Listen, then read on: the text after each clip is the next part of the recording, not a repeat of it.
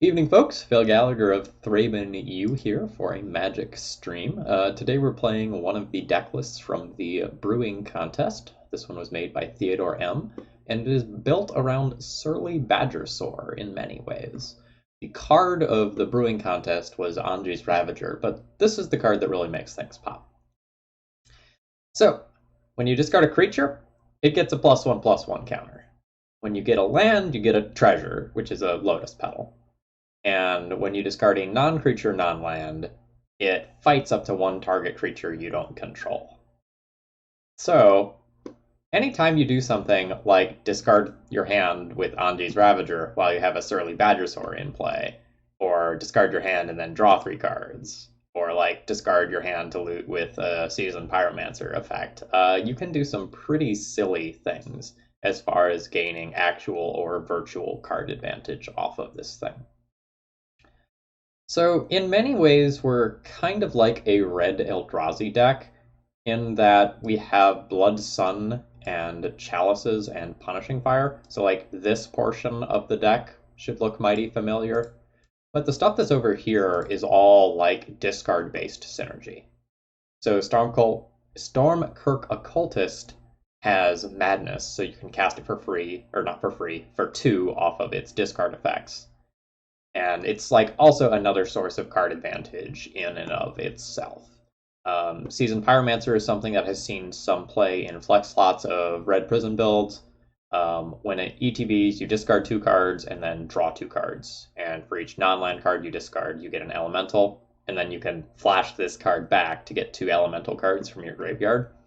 So this is a very non-traditional red prison-y deck, and I'm really excited to see where this goes. I think we're just going to kind of hop into it tonight, play some games, and we'll see how viable this is as we go along.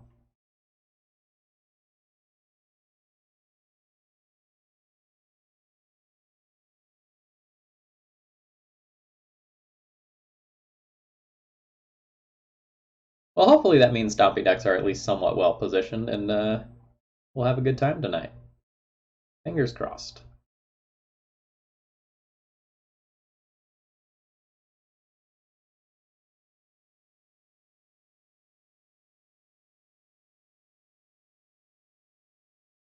As long as we don't just like play against Oko a whole bunch of rounds in a row and have like everything that I'm doing invalidated. That would not be fun after taking like a week hiatus from Magic.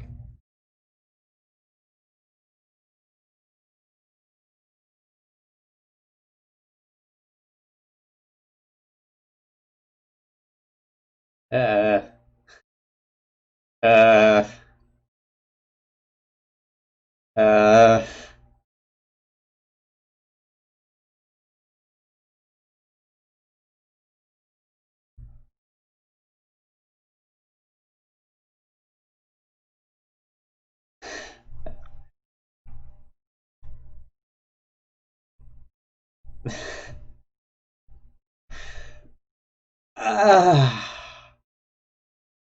So this hand has a turn 1 Chalice of the Void through a Daze. This hand is insane if I draw Blood Sun, and otherwise incredibly awkward. I think I shipped this one.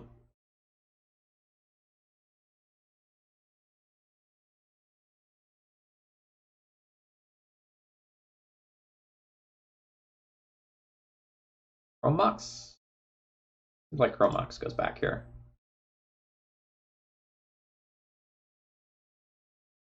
Yeah, we have no changes to Legacy for the next week or whatever.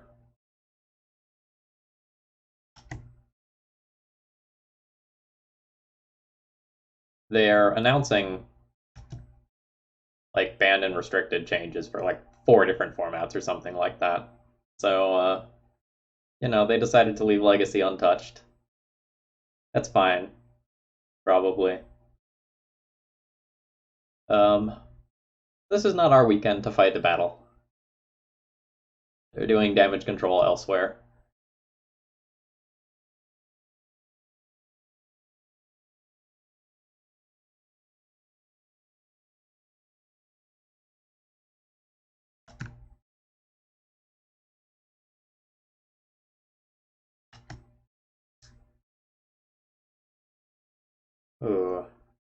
The days on top of their library.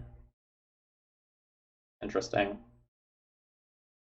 They could now attempt to punishing fire the Delver because I like have to give up. Hmm.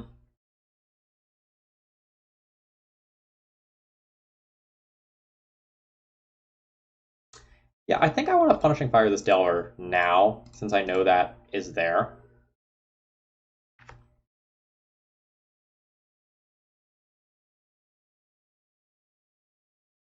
Yeah, second days.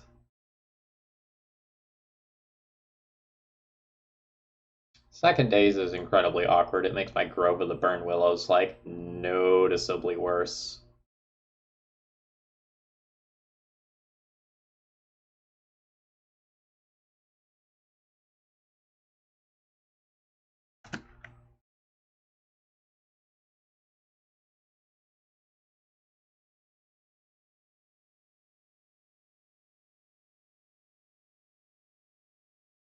So on my next turn I can play and return the Grove, but then I'm just getting dazed.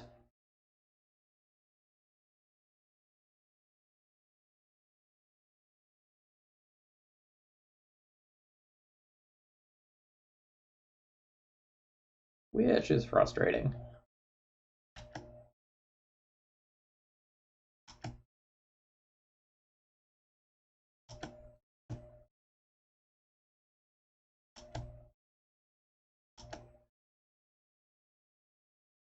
Alright, so they are blue-red Delver.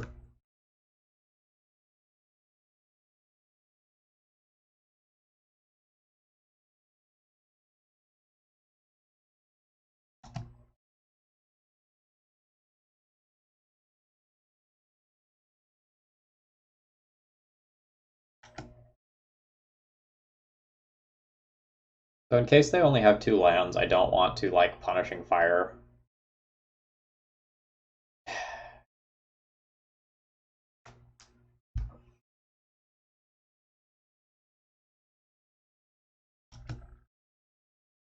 Until after they've played a land.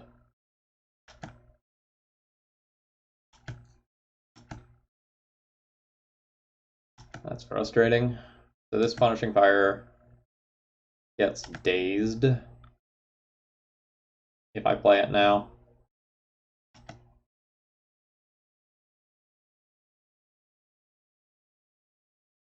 I guess I have to play it on my turn. And then somehow beat this Oko, which is going to invalidate everything that I do.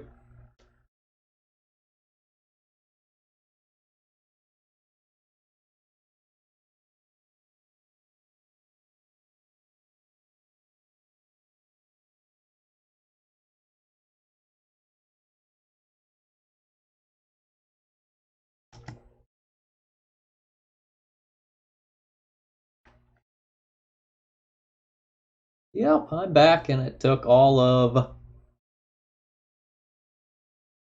about 7 minutes to face down our first Oko.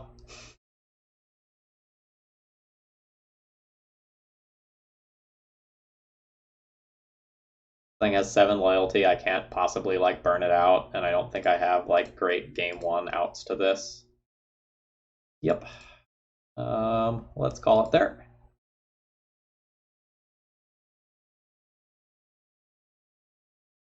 Like if I play a decent card out, my opponent can swap and take that decent card. Otherwise, whatever I play just gets elked.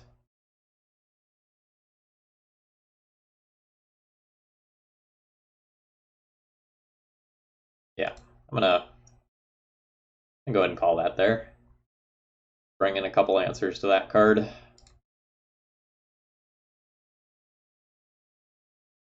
We get 6, luckily.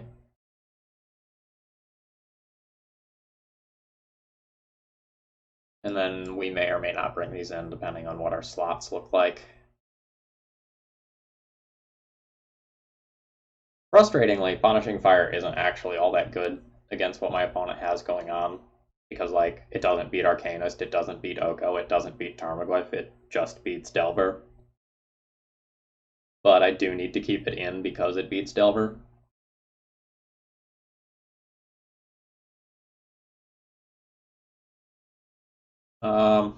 I'm boarding in 4 Pyroblasts to beat Oko. I probably have to board out my Chalice of the Voids, and then some of my weaker threats.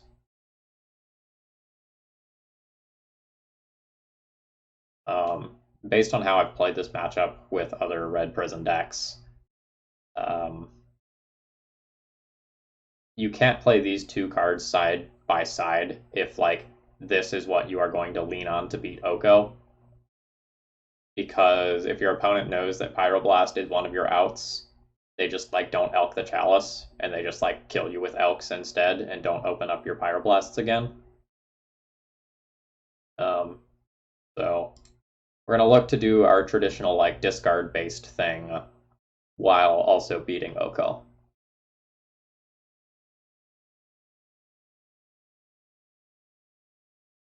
We get to attempt turn 1 Blood Sun, so I will keep this hand.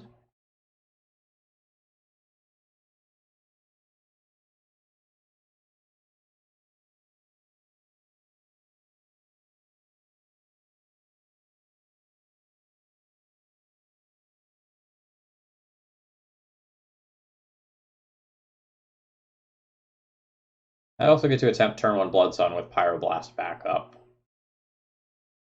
So that's good. I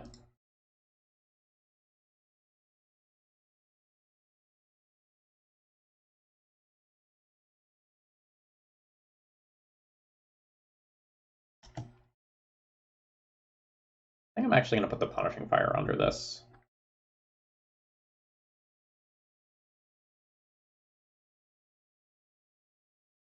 It's not guaranteed. They could have double Force of Will.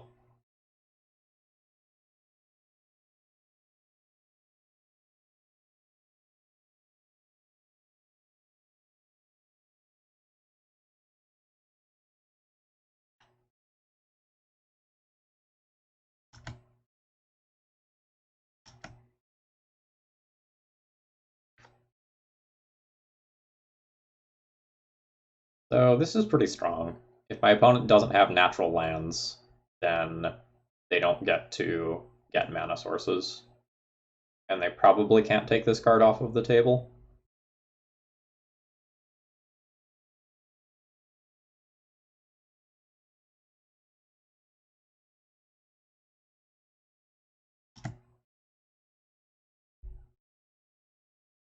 Uh,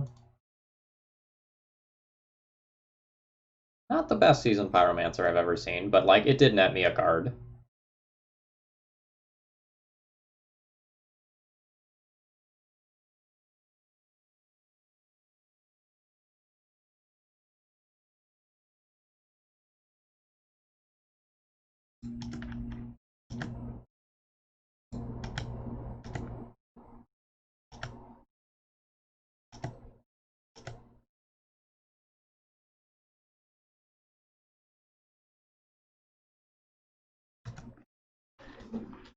And before my opponent just like has third natural land plus turn 3 Oko anyway.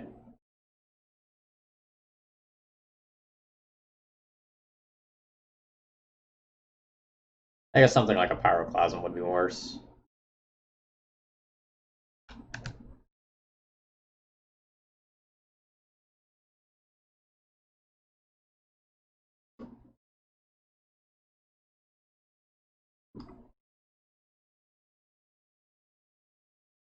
So until end of turn, you may play that card. So that does include lands.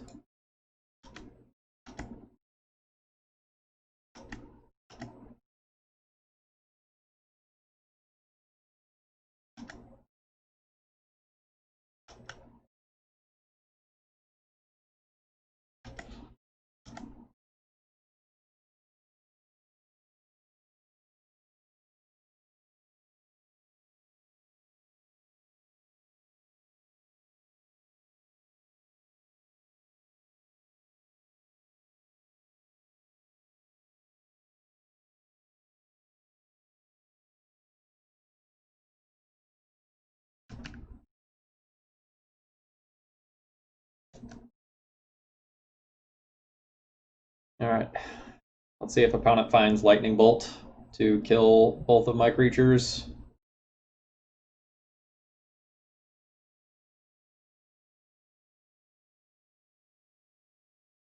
If they do that, I can get two 1/1 red elemental tokens. But that's not going to beat this.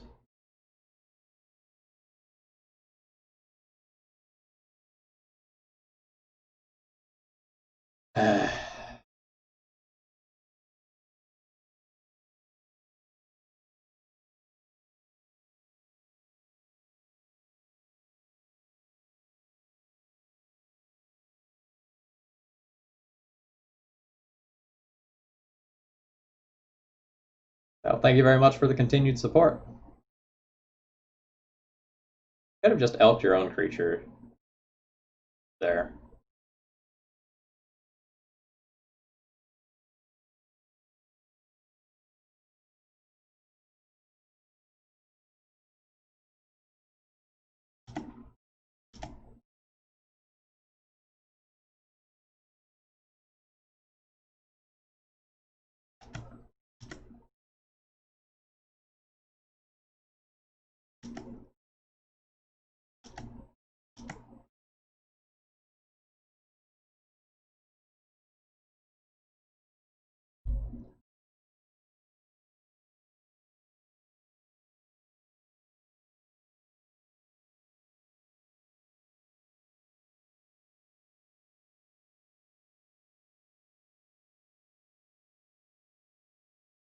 I'm really burnt out with current Legacy because of how centric to games the recent printings are.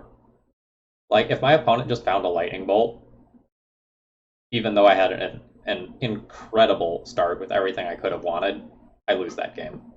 Like, they lightning bolt this, they lightning bolt this, they stick an Oko that they get to use more effectively, and I probably just can't close out that game ever.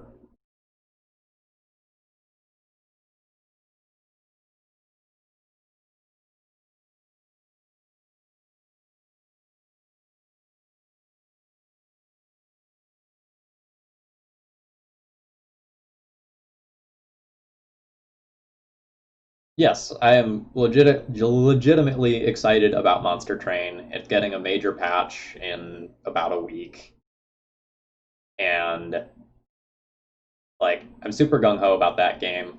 I've been playing a lot of Hades in my off time as well. It's a Greek mythology based roguelite. I've been considering doing some streaming of that as well. But that's currently airing on the side of no.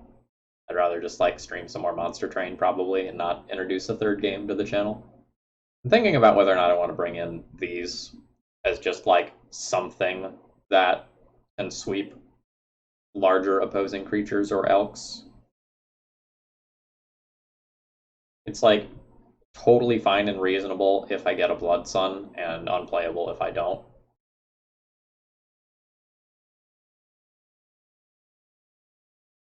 Probably about as good or better than Ox of Agonas. That's going to be an awkward card for me.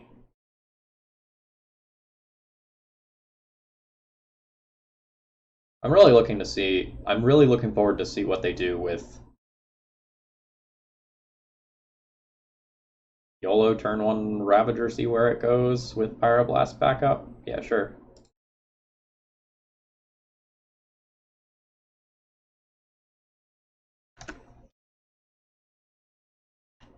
Yeah. Anyway, looking forward to see what they can do with. Ooh. YOLO turn one Blood Sun instead? I probably do that off Ancient Tomb still. In case it doesn't resolve. Yeah, that's probably worth 2 life.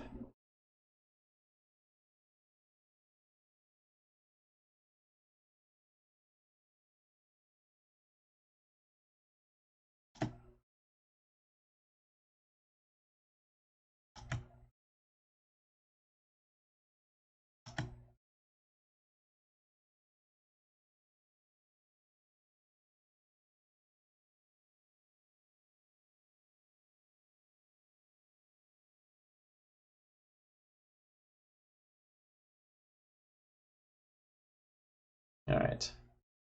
You have a second piece of interaction here, you get me. Yep, that's fine. Okay, we probably lose this one now.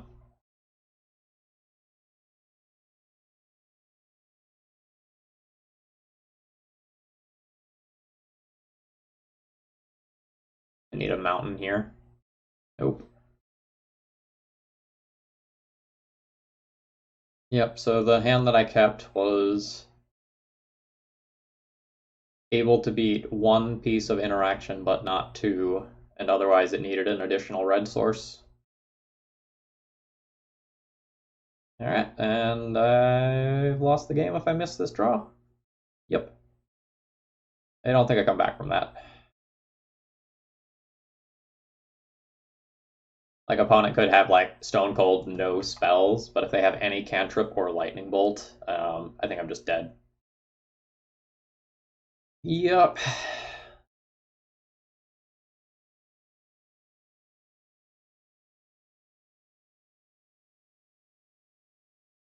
Like, I'll take one more draw step, but then I'm just going to concede and move on.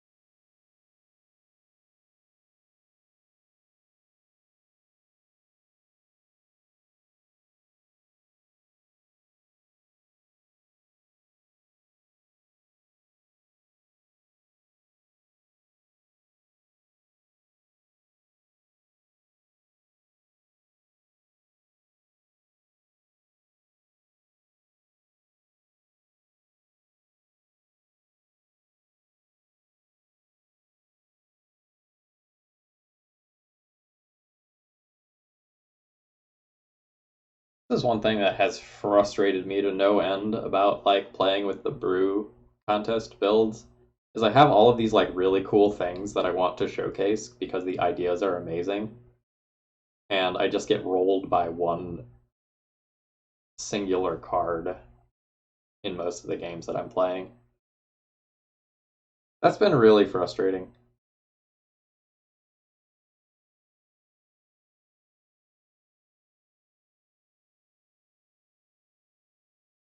Like there have been some good games,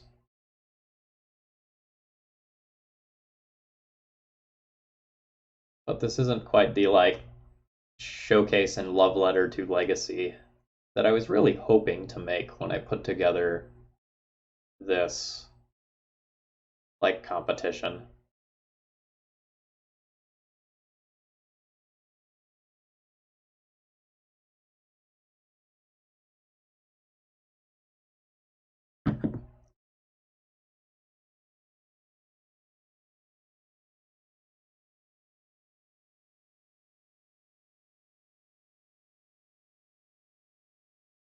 Uh,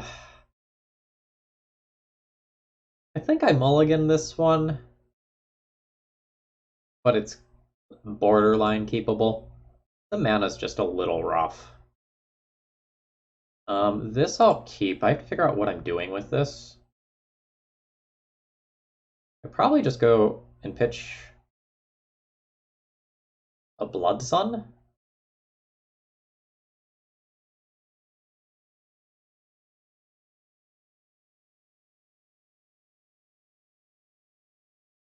think I pitched the redundant Blood Sun.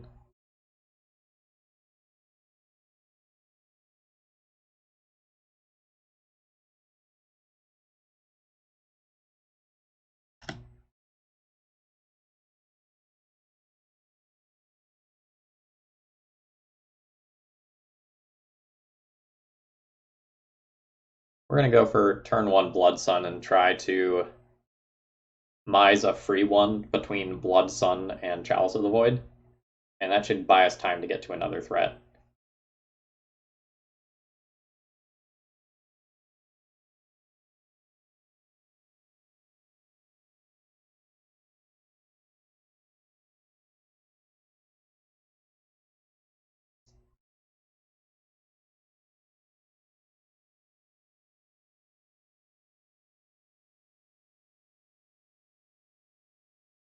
We'll jam the second thing, see if it sticks.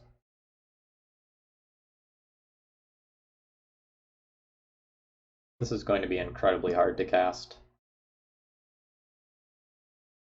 Alright, opponent had 2 Force of Wills.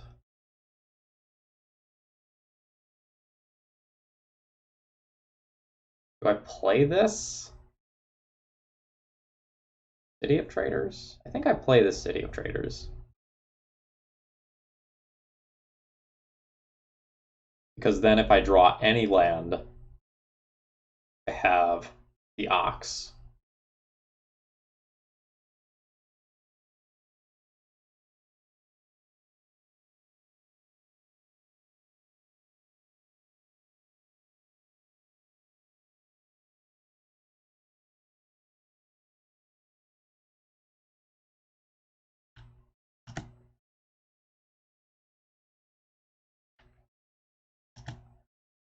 Alright, we did just get a free draw 3, so that's cool.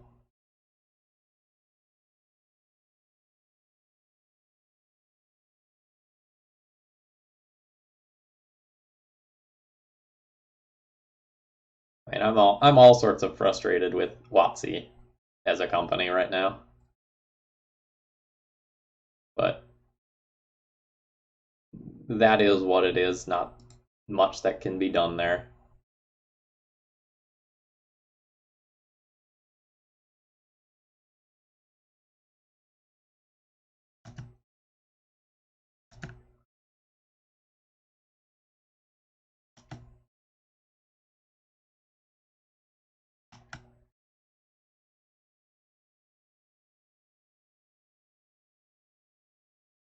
This is now just a repeat of last round, where a 2019 card has hit the board, gone unchecked for a turn, and then I lose the game.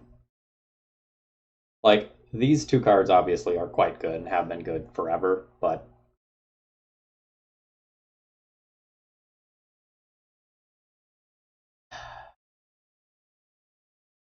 like, I can flash this back and try to get a new hand. No, I don't have enough cards in graveyard. I can play 2 small creatures and then die over 2 turns to Delver.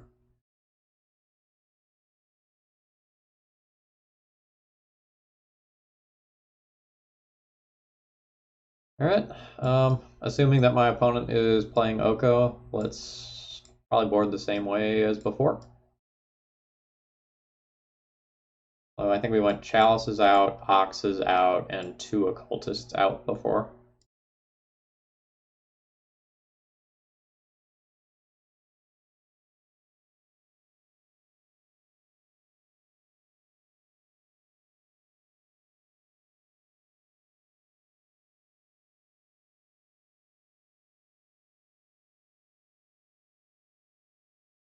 Like, I took a week off from Magic to just kind of like reset myself, let some of the built up tilt go away, and then these pairings happen when I'm trying to showcase something that's super cool.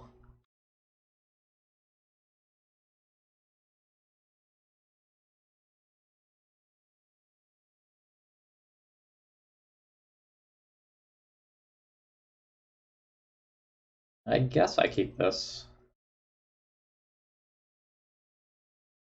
And isn't exactly amazing by any stretch of the imagination.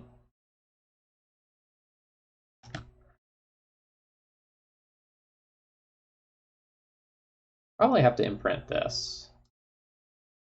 Greek Teddy, I have bad news. We can't beat Oko. We're gonna try, but we lost a match already, and we're down a game here.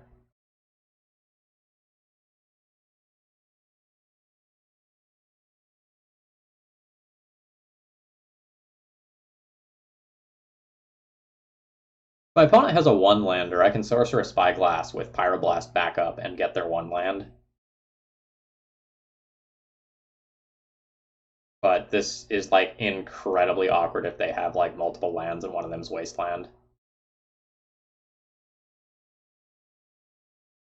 I think it's correct to play out the Spyglass on turn 1. But if they have a Wasteland opener, this is like beyond awkward. Like, I don't want to name Wasteland when I just have like Blood Sun to protect my lands in the first place.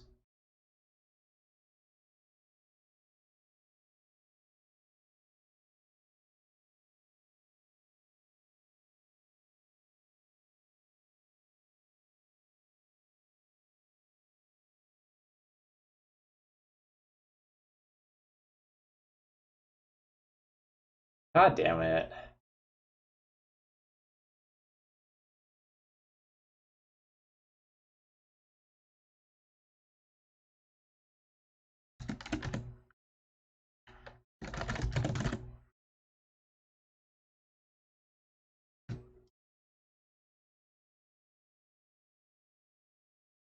We'll take out that Scalding Tarn, but doing anything that matters this game is going to be hard. And I actually think I am supposed to Pyroblast this Ponder.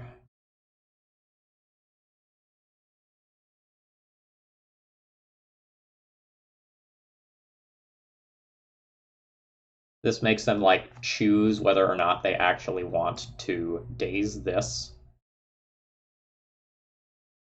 And this makes it more likely that I can get a relevant spell to resolve.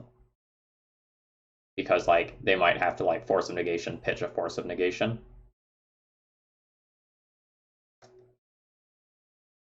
And finally, Andy, thank you very much for the continued support of the channel. Very much appreciated.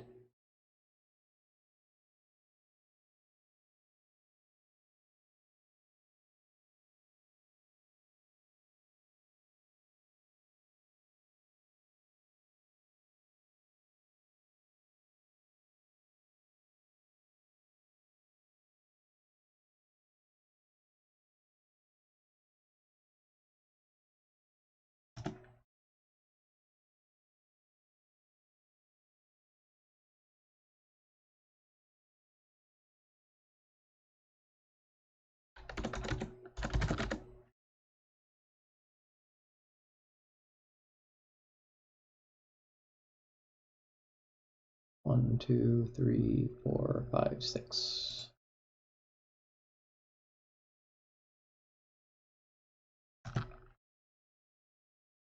We'll save this Blood Sun for later. I'm fine with losing it to a Force of Negation, but I'm not fine with losing it to Daze.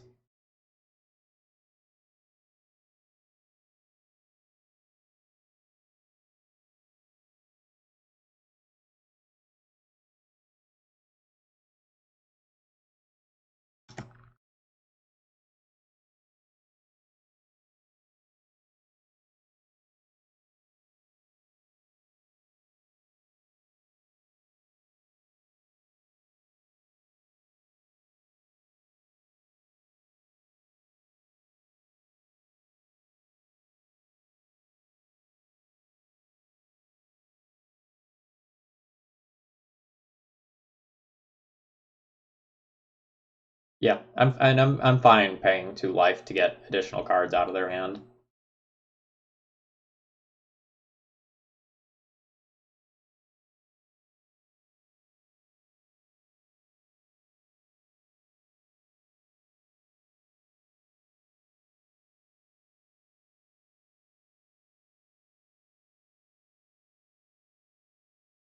So the Scalding Tarn in their hand is effectively dead. The Hooting Mandrills is temporarily dead. The Daze is not great.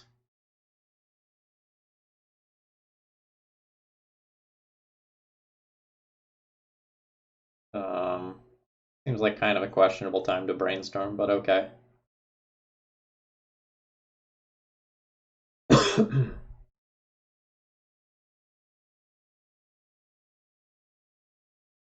Okay, now the Hooting Mandrills is no longer dead this game. That's live next turn. And Daze is also now live again against a 3-drop.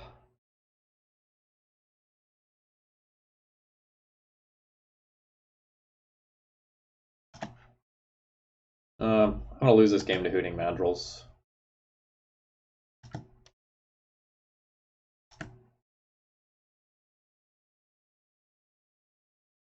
I mean, this is the card that's technically baiting me, but like the Mandrills is going to do the damage that kills me.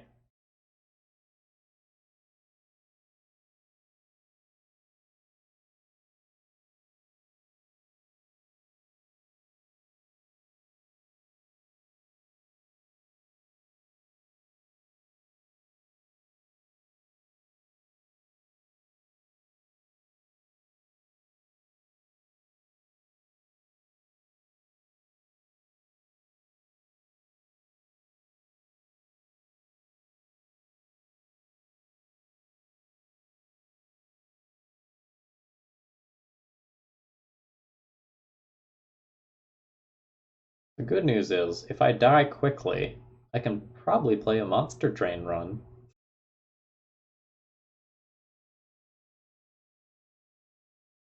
Oh, they just have Tarmogoyf in addition to Hooting Mandrills?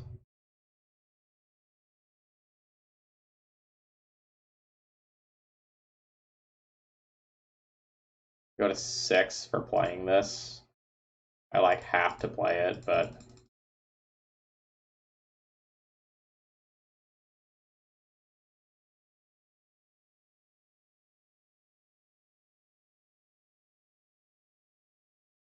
I'm just dead to a lightning bolt.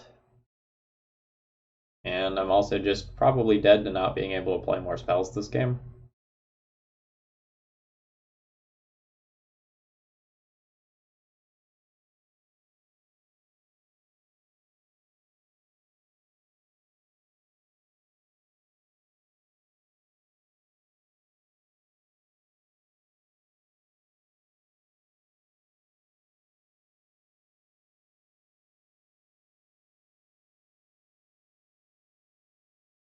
Cool.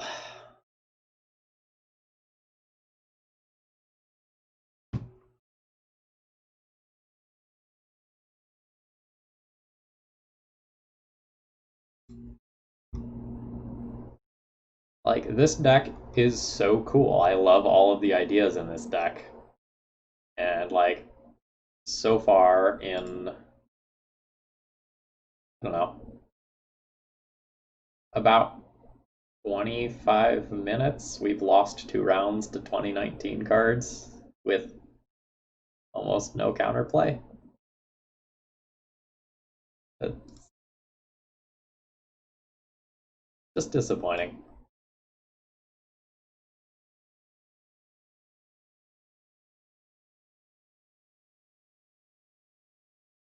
Like, I was frustrated before, and then, like, I started playing other games other than Magic, and then, like, every time that I played Magic after I played Monster Train, it was just like, why am I playing this game again?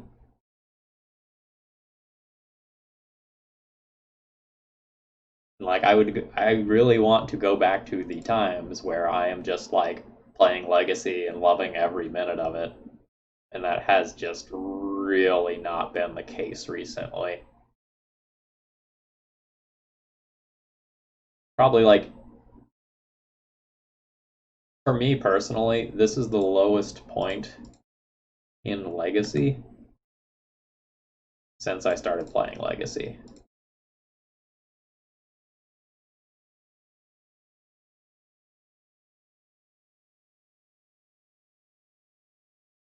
Note that I'm willing to keep a hand like this because I have so many things that give me redraws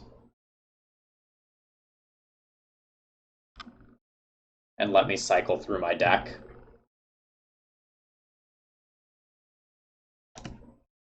So like the Pyromancer, Anji's Ravager, um, just being able to cycle through my stuff is so incredibly strong. God damn it.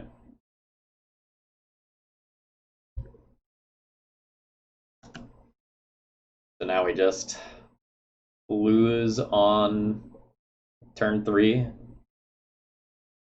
after playing a very good interaction spell for the matchup.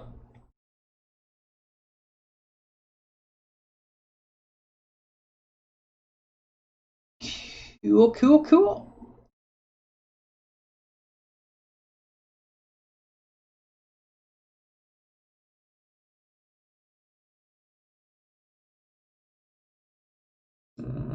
Yeah. Do I want this early to kill Elvish Reclaimer? Maybe I do. Yeah, let's trim one of those instead.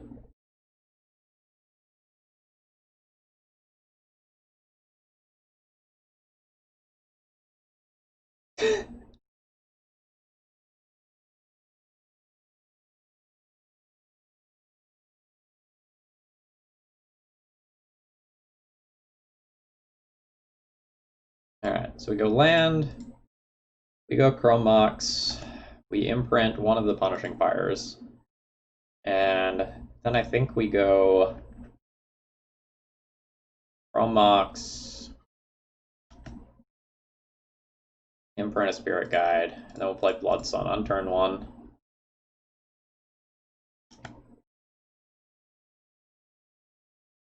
Alright, a backup Blood Sun so we don't just like lose to a quick Abrupt Decay is very good.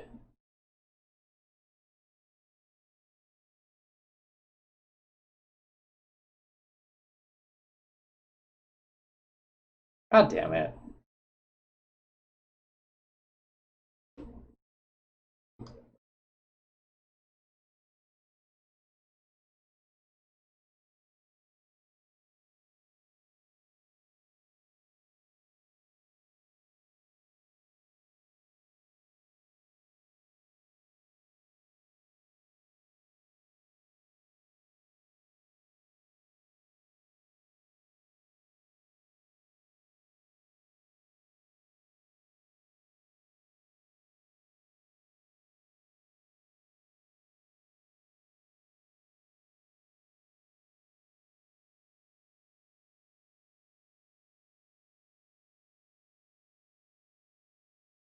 Alright.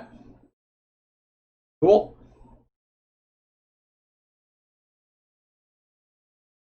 So that's another loss on turn 3 where a Merit Lodge was made on turn 2 through, this time through 2 pieces of hate.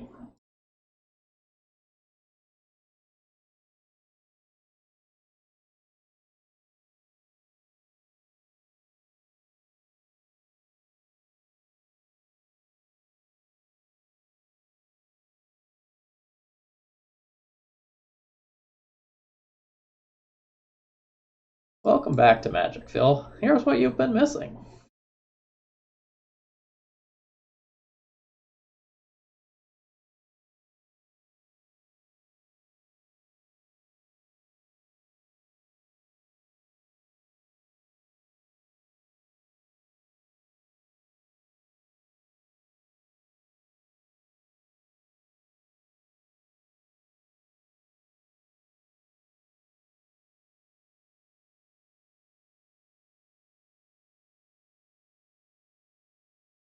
Alright, we have a turn 1 Ravager that is going to get to discard 2 Pyromancers.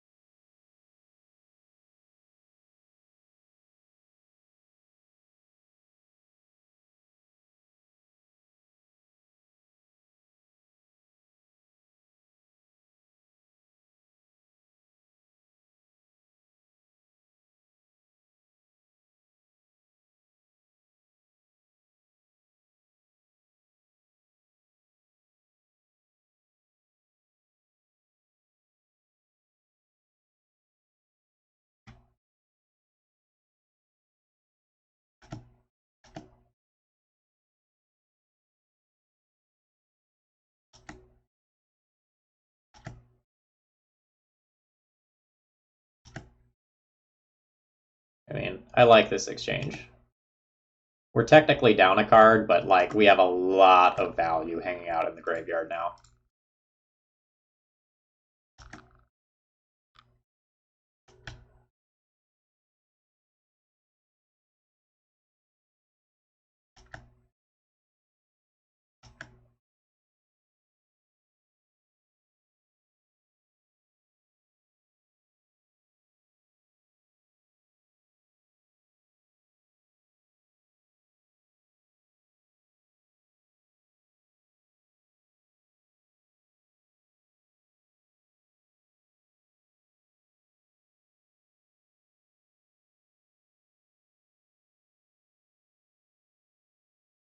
I suppose pre-combat I probably want to play some of the stuff that's in my hand. Like, I can play this for its madness cost, but that's the same as its, like, regular cost. Like, in terms of, like, land tapping, basically.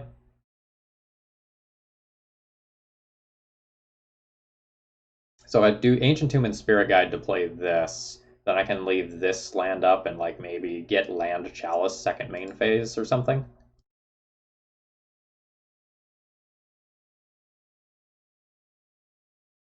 It's weird to use the Spirit Guide for that, but it's, like, definitely correct.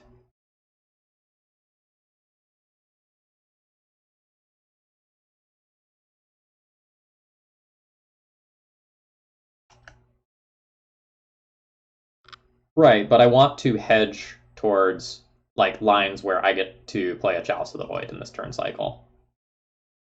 And doing it that other way doesn't go towards those lines.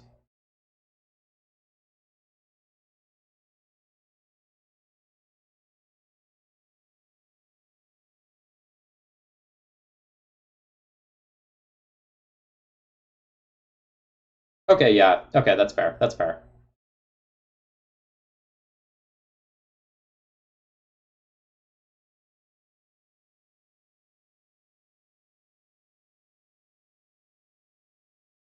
What's the mana? 5.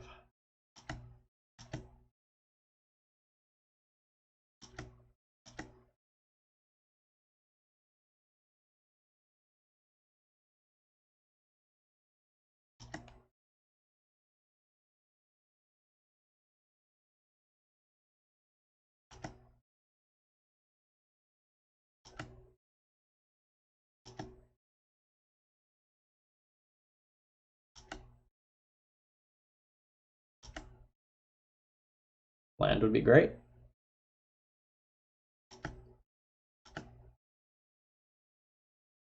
Nice.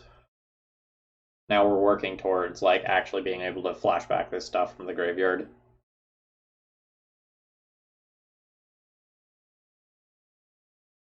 That's my opponent's third non-fetched land.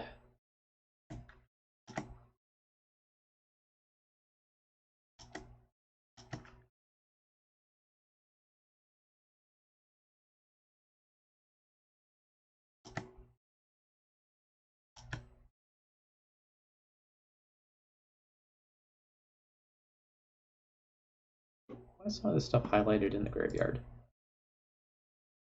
Oh, it's just the Seasoned Firemasters, I see.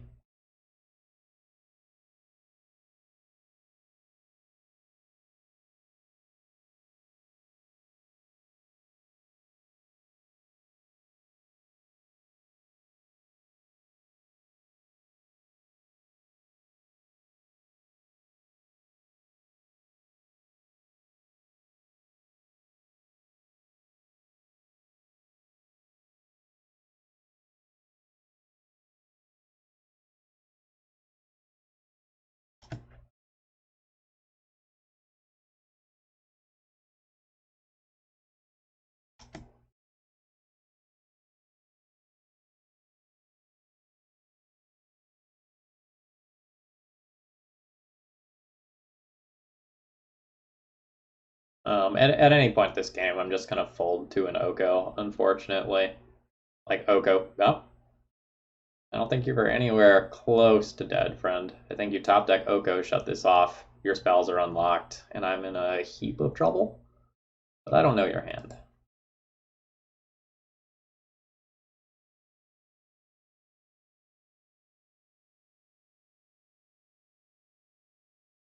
So I think we're looking to board something like this.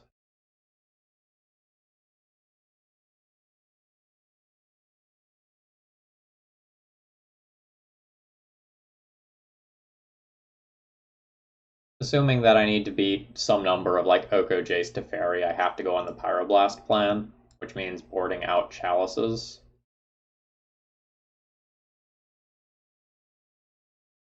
In order to be like Oko, Uro, Teferi, Jace, I need access to these very consistently, so I don't think I get to play this game.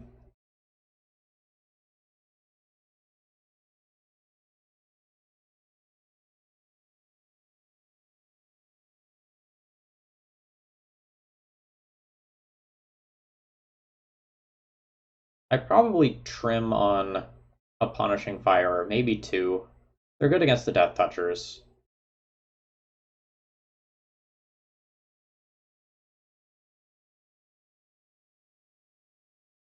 I'd probably trim some of the graveyard-based stuff, since my cards are going to get exiled anyway. Like, I don't necessarily think Ox of Agonas is all that great. And then maybe we'll trim one Lotus Petal or Chrome Mox. Go with Chrome Mox. Despite the fact that our opponent pulled a whole bunch of lands that game, I don't think that is necessarily going to be the norm.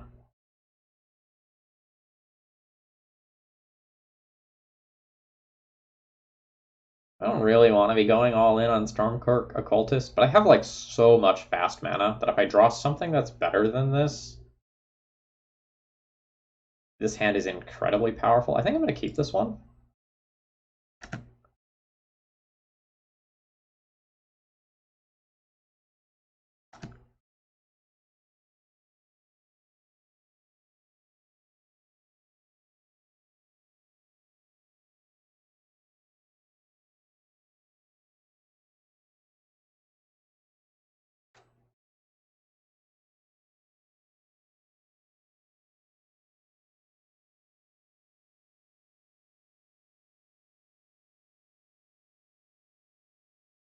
Do I jam?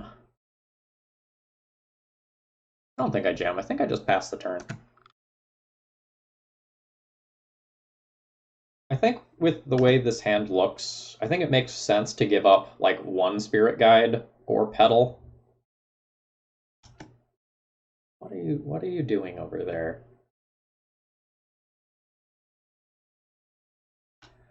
Oh, great.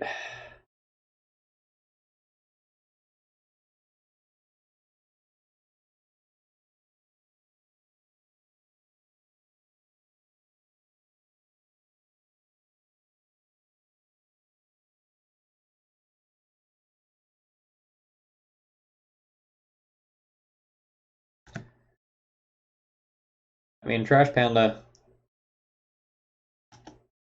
my current feelings about Legacy are that most decks just aren't viable. And like right now, if you're trying to do something cute or interesting, you just get punished by your opponents playing more powerful cards.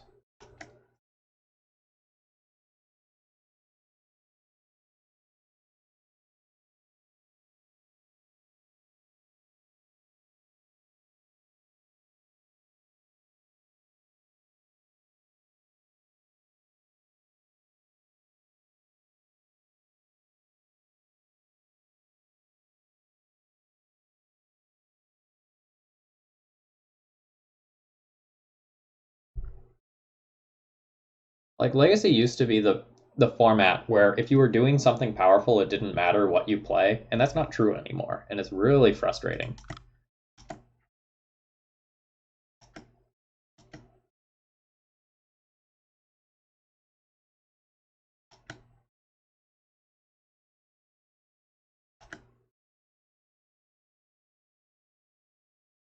That's actually quite good for me.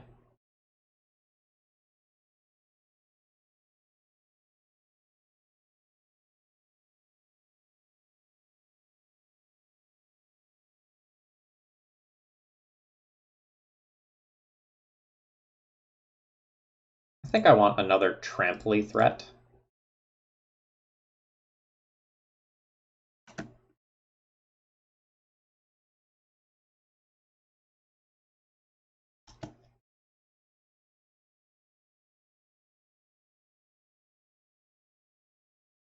I mean, Legacy, until very recently, was a format where your matchup knowledge and your general knowledge of like Legacy and rule interactions mattered so much. And now, almost every game that I play, the decisions that I make don't super matter.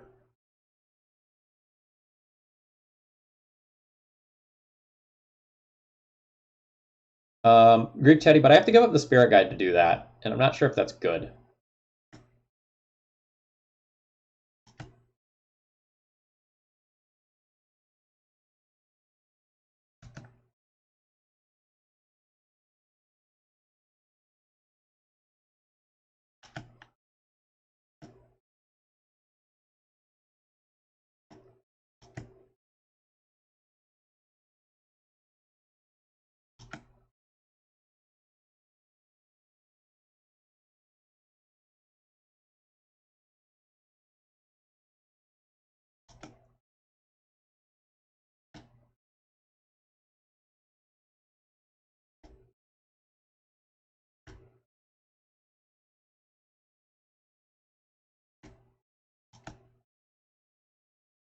We'll absolutely play a Chromox. This makes this spirit guide that I held previously awesome. Force of Negation, a Chromox?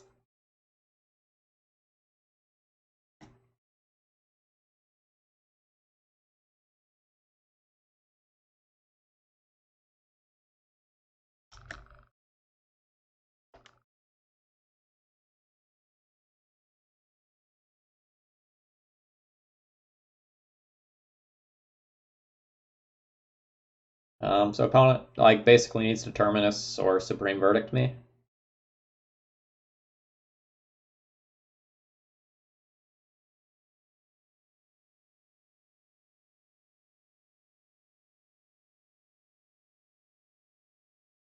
Yeah, if you have a Force of Will in hand, don't you let me resolve the Chromox, go down a card, and then Force of Will the Anji's Ravager? Maybe that was their draw for turn?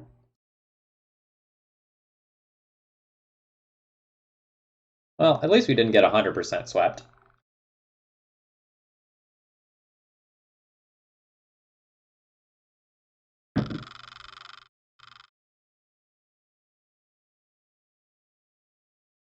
I don't know. Maybe at the point where I cast the Anji's Ravager, their only realistic out is drawing a sweeper, so they do let that resolve.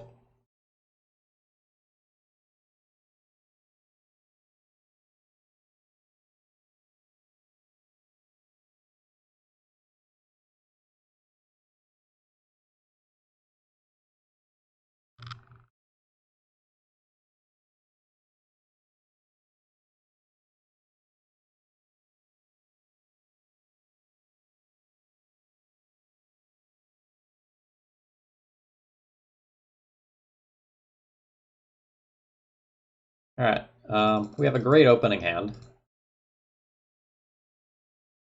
We have Chalice of the Void into Blood Sun. We have a threat. We have a removal spell. I have the ability to cast the removal spell without hurting myself later.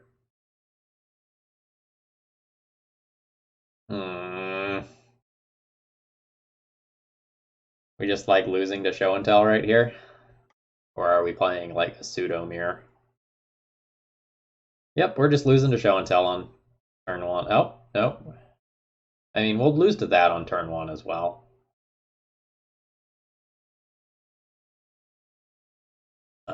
We do not have a hand that really beats this. I also don't think we have game one outs to Ensnaring Bridge in the main deck, other than just like repeatedly punishing firing my opponent.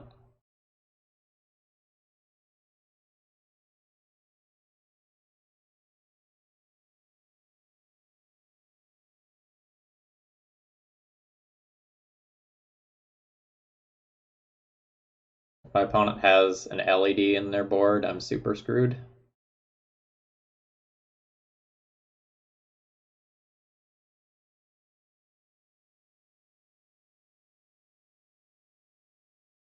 Can't quite kill Karn here.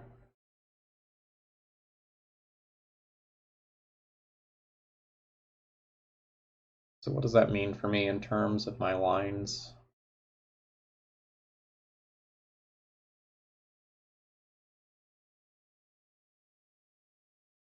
I can get to 5 mana, but not 5 mana that has red.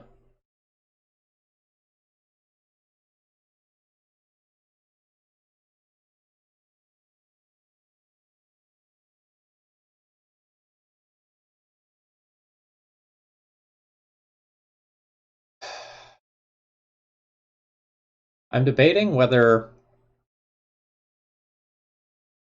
I want to get Karn to 1, or if I want them to tutor and then I'm punishing fire in response to them tutoring. Because if I get Karn to 1, and then my opponent is able to go down to 2 cards in hand somehow, I probably lose to the Karn.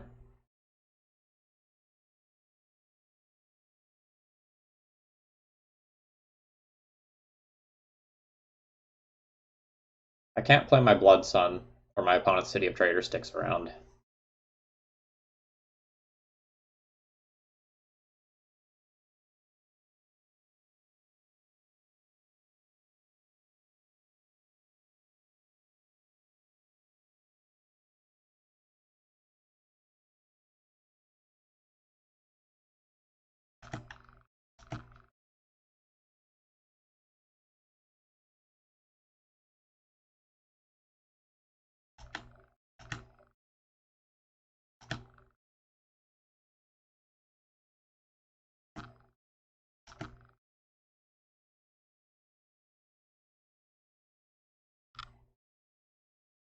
So the thing is, they don't have to triple spell, right? Like they can do anything that stops this Stormkirk Occultist in any capacity, and then I'm in trouble. I think I'm better off like hoping that they minus their Karn.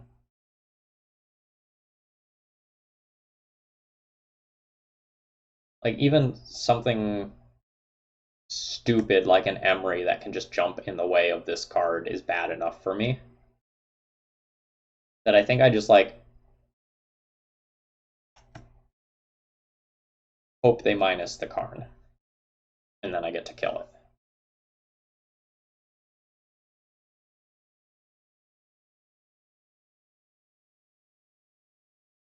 Okay, so they're on Painter.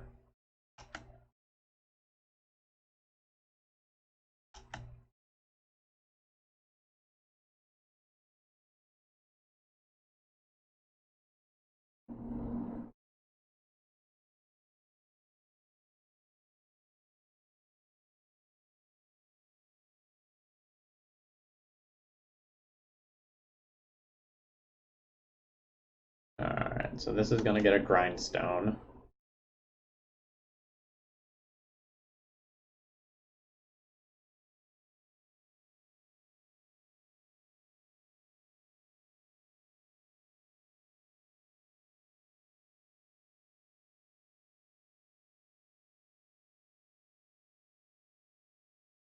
Yep.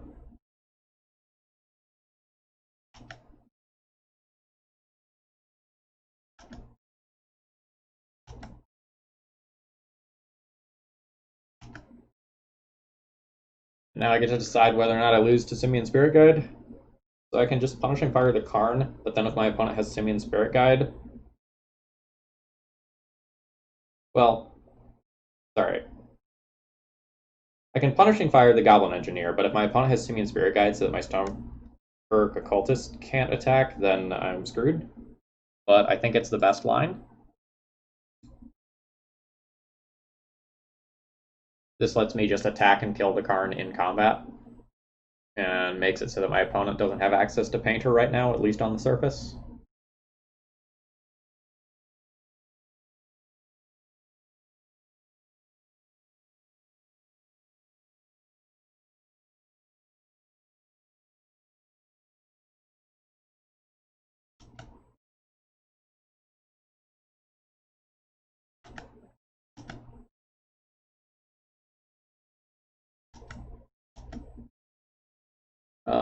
Most of the Painter lists, I think, are on Petal and or Astrolabe rather than Spirit Guide, but it's like not a crazy inclusion by any stretch of the imagination.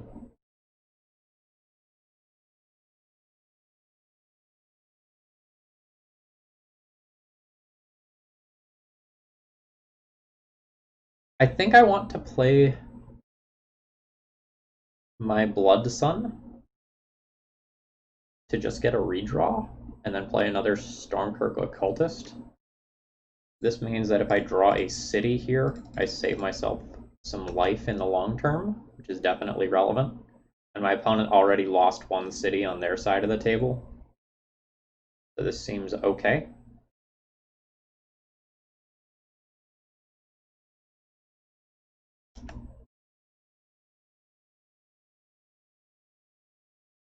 Surly Badgersaur.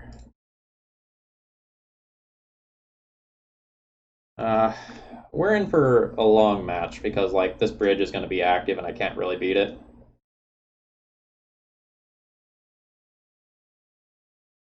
So like that's frustrating. Okay, that's Karn. Karn gets Painter. Welder gets Painter, and I lose. Cool, cool.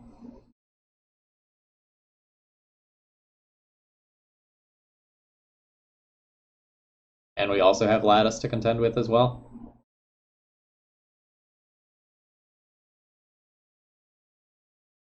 Yeah.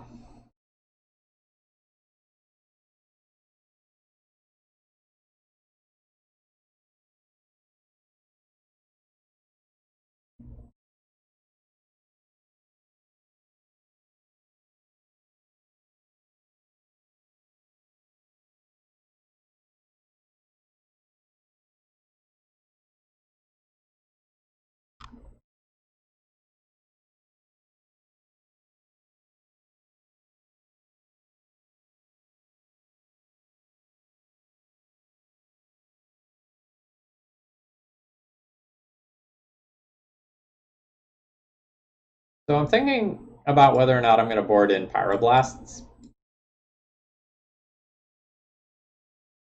I'm like trying to decide whether it's better to like just put a Chalice on one or whether it's better to just like do this. I think it's probably just better to just have Chalice on one.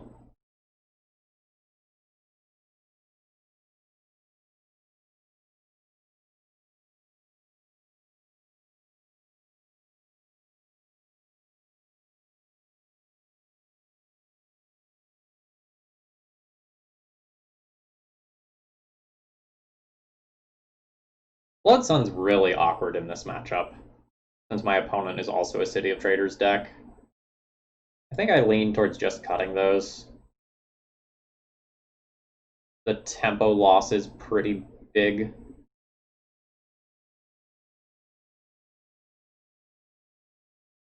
then I think I trim the Oxen.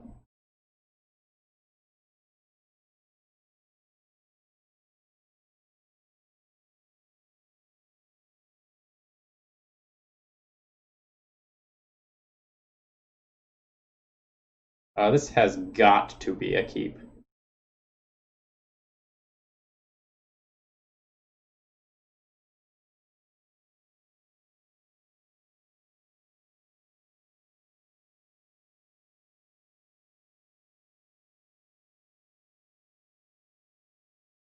I think I just Chalice on one still. It's tempting to play Anji's Ravager on turn one, since I can play out just a huge proportion of my hand by turn two. But I think just like not allowing them to get a Grindstone in play and then making some strong plays afterwards is pretty important. And I can decide like what I'm doing with this Chrome Mox a turn later.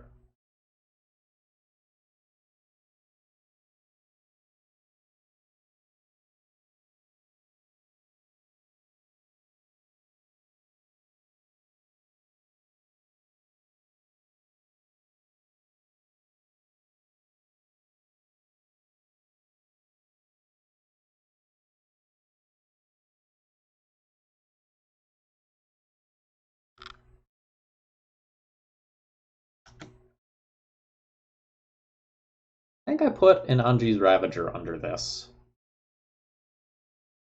to play towards the world where I get to rip a soul land and play this next turn.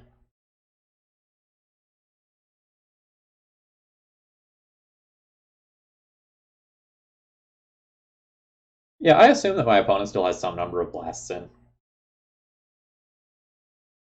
It may not be, 8 or anything, but I assume some number are there.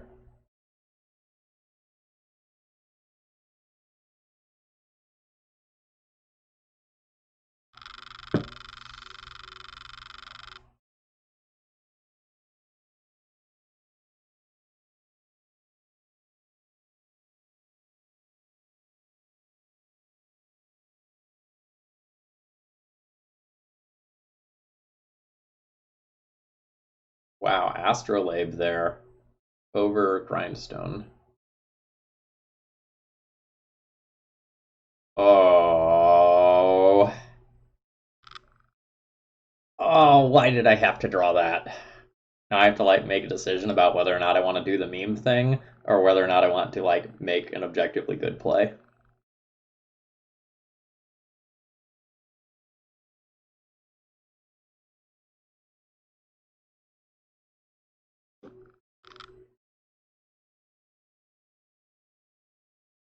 Oh wait, I can just like make this fight both of their idiots. Hold up.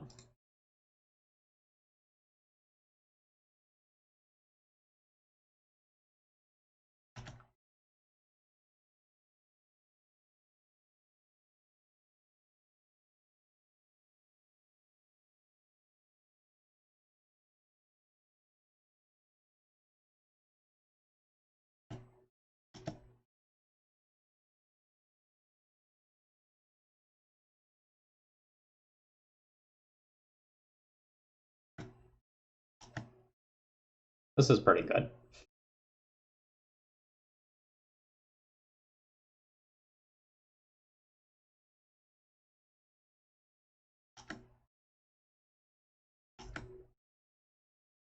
And their creatures only have 1 power. All right, we did the thing. We did the thing once successfully in this league. That's worth something. And like we even get to beat an ensnaring bridge if my opponent plays one this turn.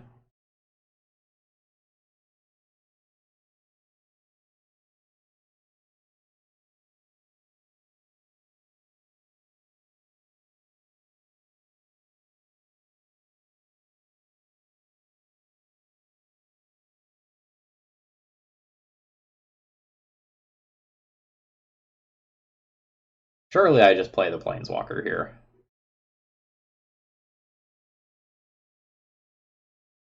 Sorry. Surely I just play the Planeswalker here.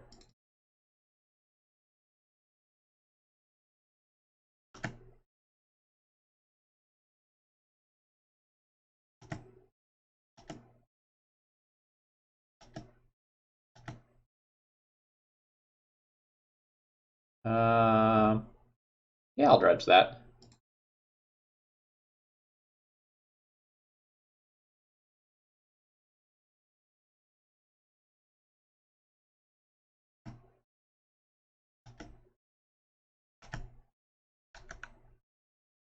Yeah, I don't even think I need to play out the Lotus Petals and such here. I think I'd rather just like have the option to discard them later.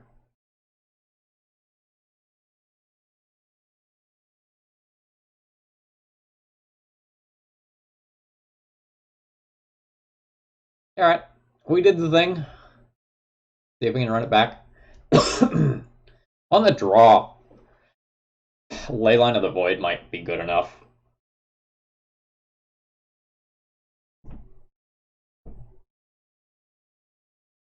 Like Goblin Welder and Goblin Engineer are huge problems on the draw specifically.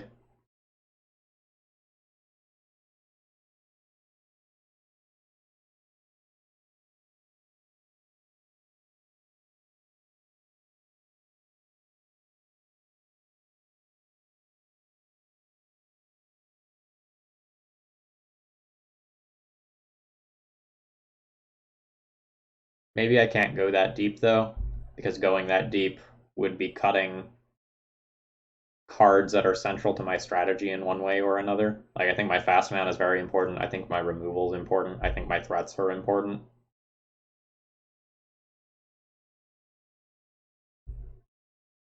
I think I'm just gonna hit submit again.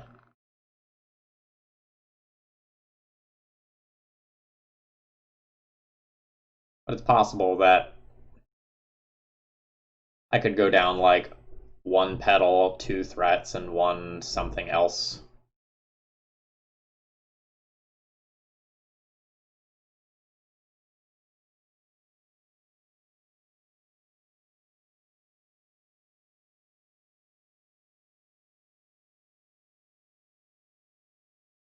My hand is okay. It's not good. It's just okay.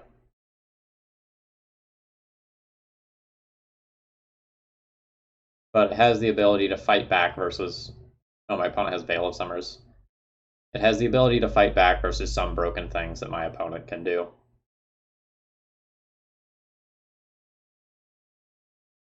I think I'm just going to use the Spirit Guide to play a turn 1 Spyglass.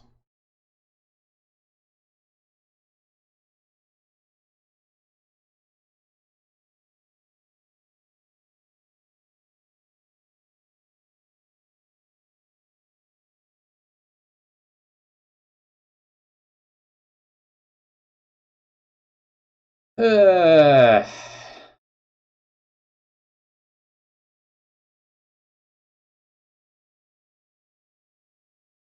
this card is going to beat me with those bridges. Unless I kind of stick my opponent on like mana or something. It's also awkward that they have the City of Traders. You like play those things out and hide behind them.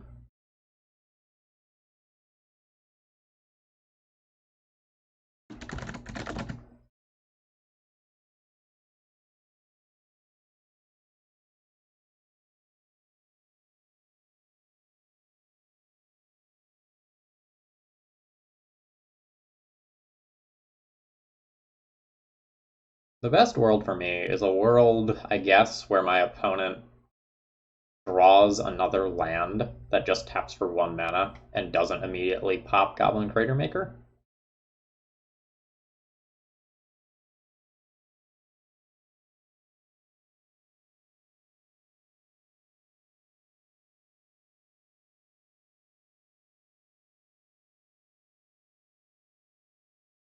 That's a very annoying top deck.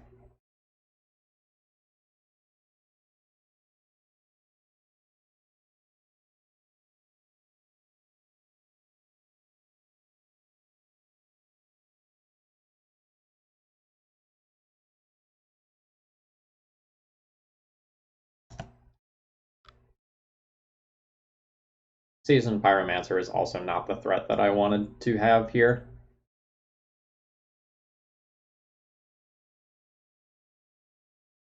I don't know, hopefully I can get a bunch of cards stuck in my opponent's hand or something.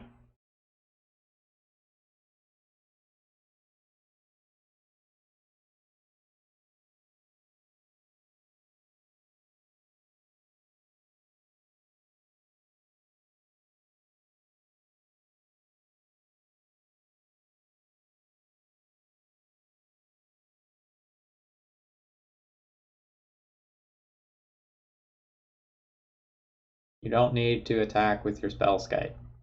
Just pass the turn.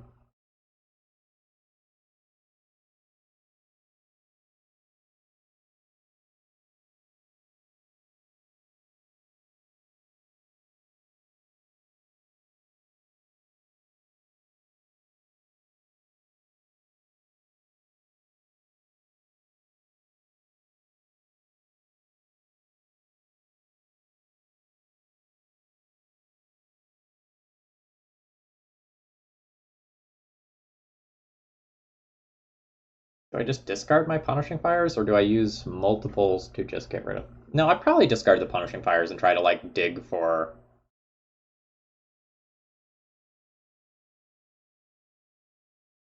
whatchamacallit, Grove.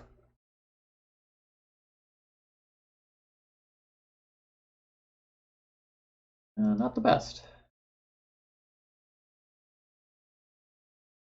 but at least I have a few things that can attack. Get like some ability to try to push damage under a bridge.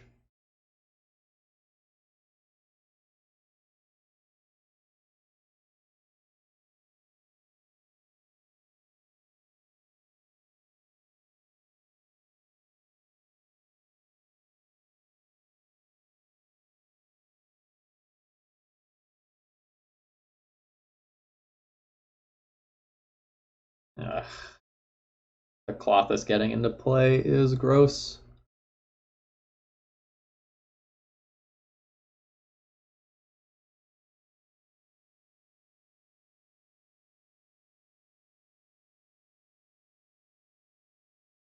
Shenanigans is a great draw.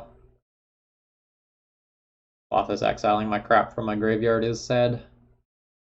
Kind of hoping to get a little bit of more time with my graveyard.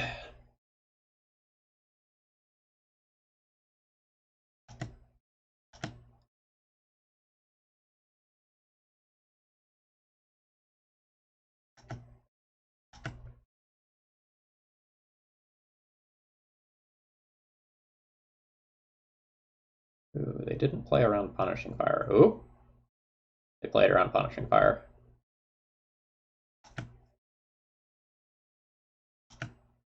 We have Badgered once.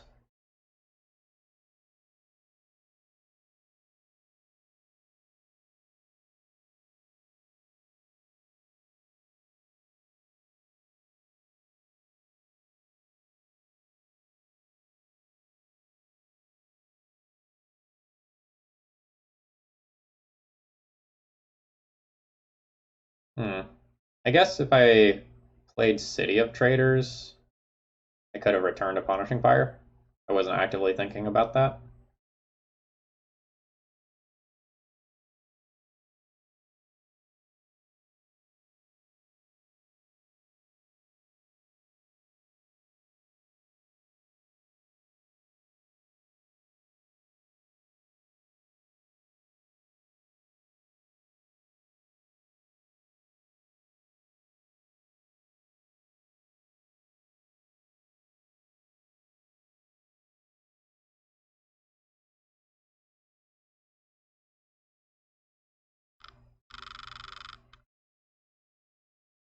So if I attack, my opponent blocks an elemental on Spellskite, an elemental on Cratermaker, and I do 2 damage. Or I just like, ugh, ugh.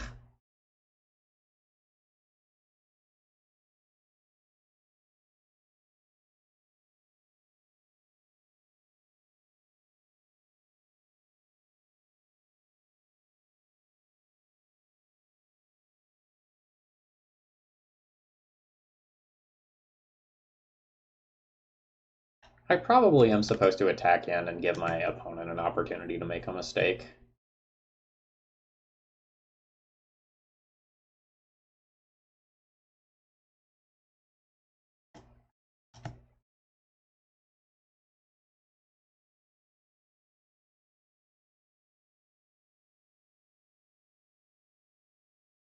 Nice.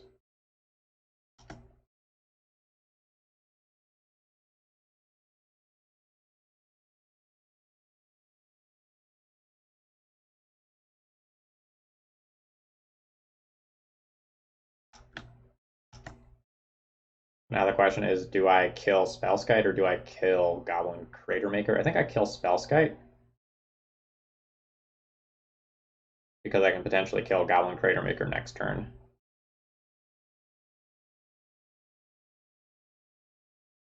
It opens up those grindstones, but I'm more in danger of dying to bleeding out from Clothis than anything else right now.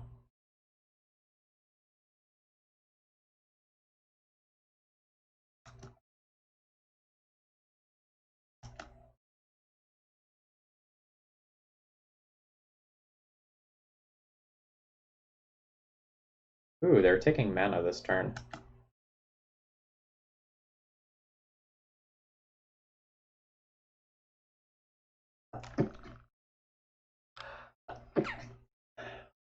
Excuse me.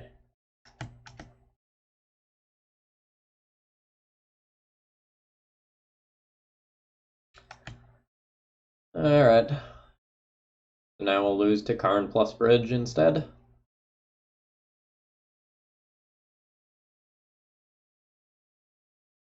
They just probably get like second bridge here.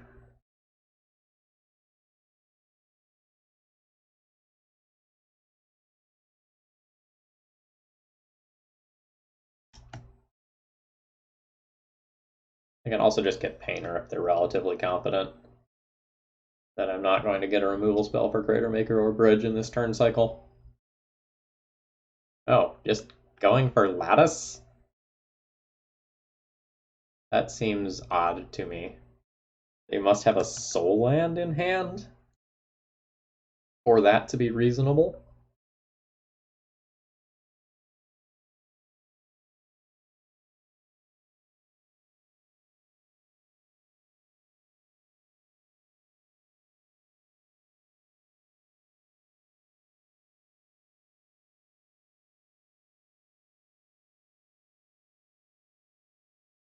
Yes, I now have to send these creatures at Karn. Like this puts that put another card in their hand. They're up to 2 cards in hand.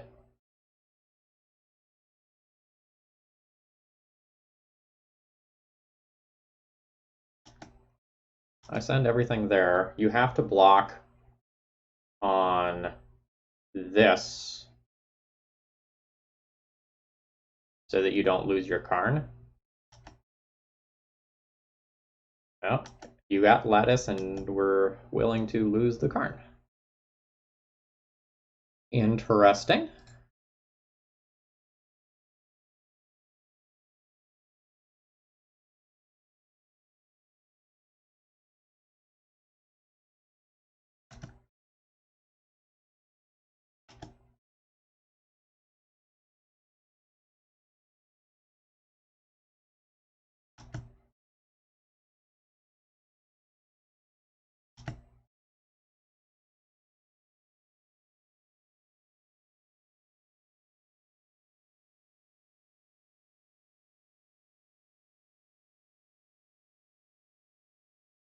Hopefully this Punishing Fire makes life slightly awkward for them.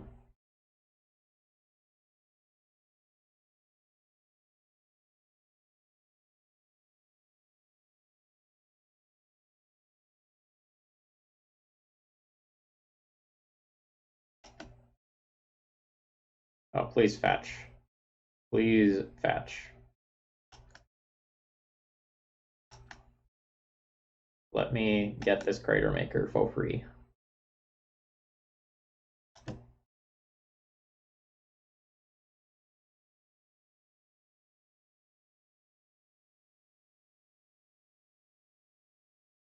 Get to push 2 damage if I kill the crater maker now.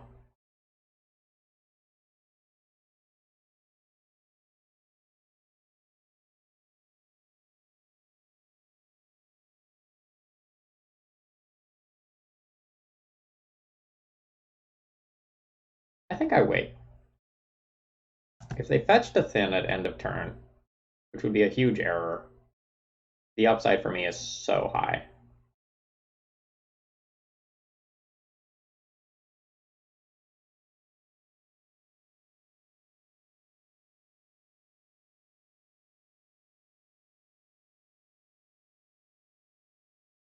So I have 2 Shenanigans and 2 Chandra Awakened Infernos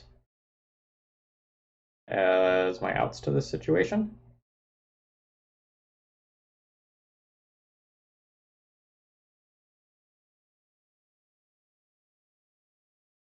Well, their lattice is close to irrelevant right now, right? Like without the Karn in play, that's not that big of a deal.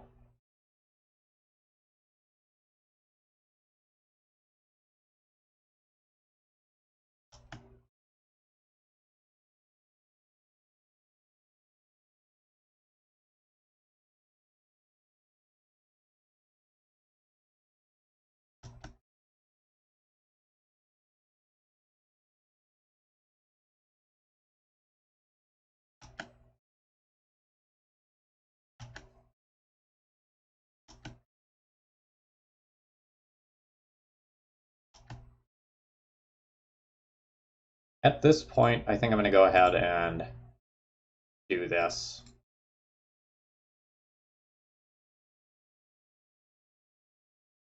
This is awkward for me. Like, it's card disadvantage, but these singular points of damage off the elementals may be how I'm winning this game.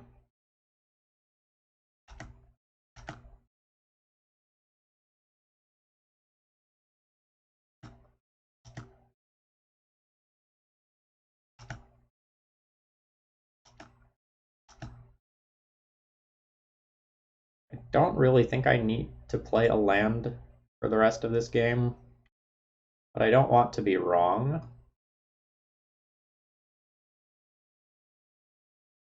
And my opponent has like plenty of food in graveyard. So I'm not worried about giving them extra things by playing this land.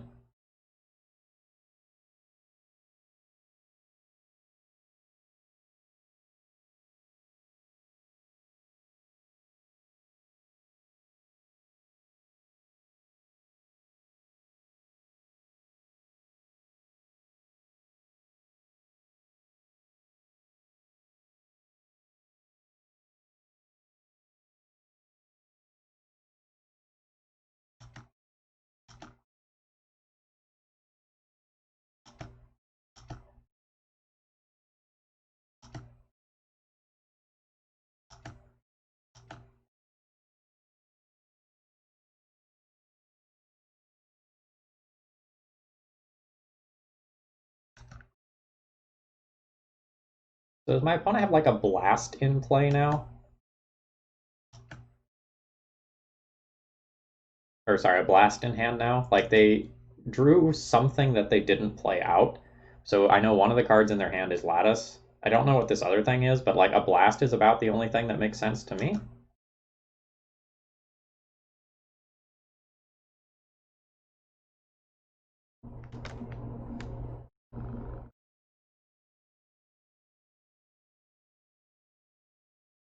Oh, what the fuck?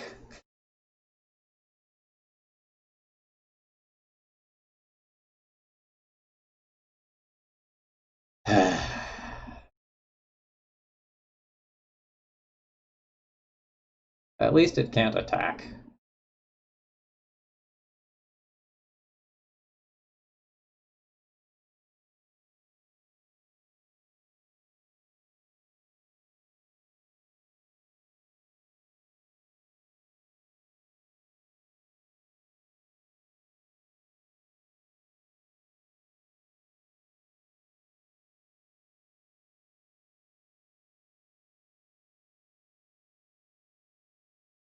So now we'll just pass the game for 5 more turns until Clothis kills me.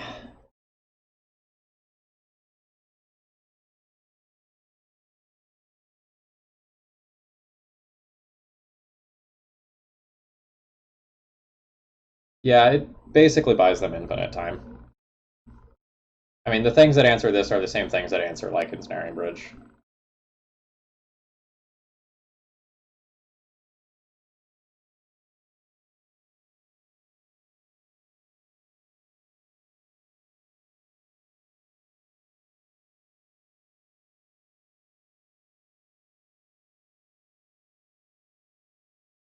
I can't put this on 2 or it stops my shenanigans. I have to put this on 1, which isn't amazing at this stage of the game.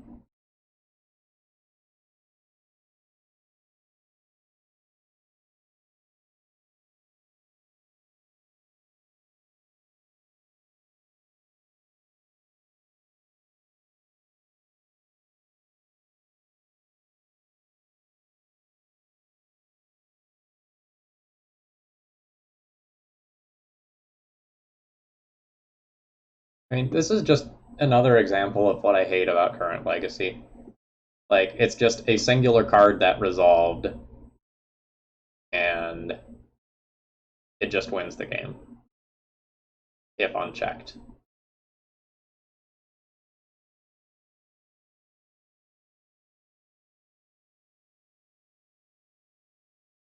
And, like, this is attacking from a very different angle than what Painter had access to pre-2019.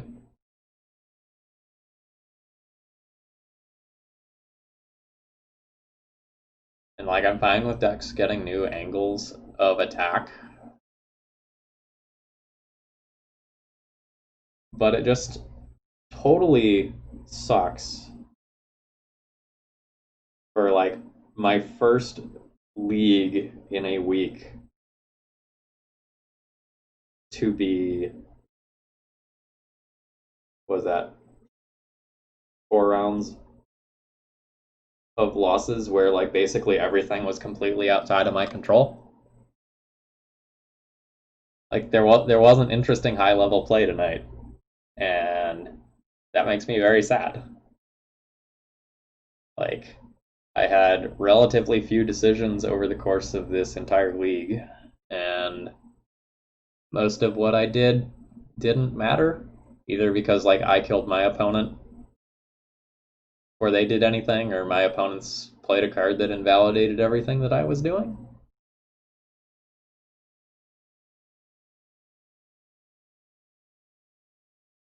Yeah,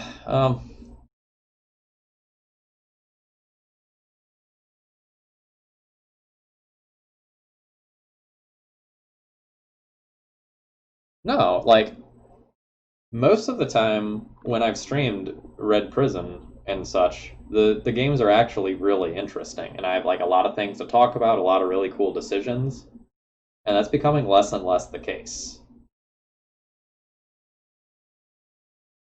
Like it used to be you'd have a lot of discussion about like what are my opponent's outs, how do I play around them, how do I beat them? And now almost every time I play, it's more of I hope my opponent doesn't have this card or I can't possibly win.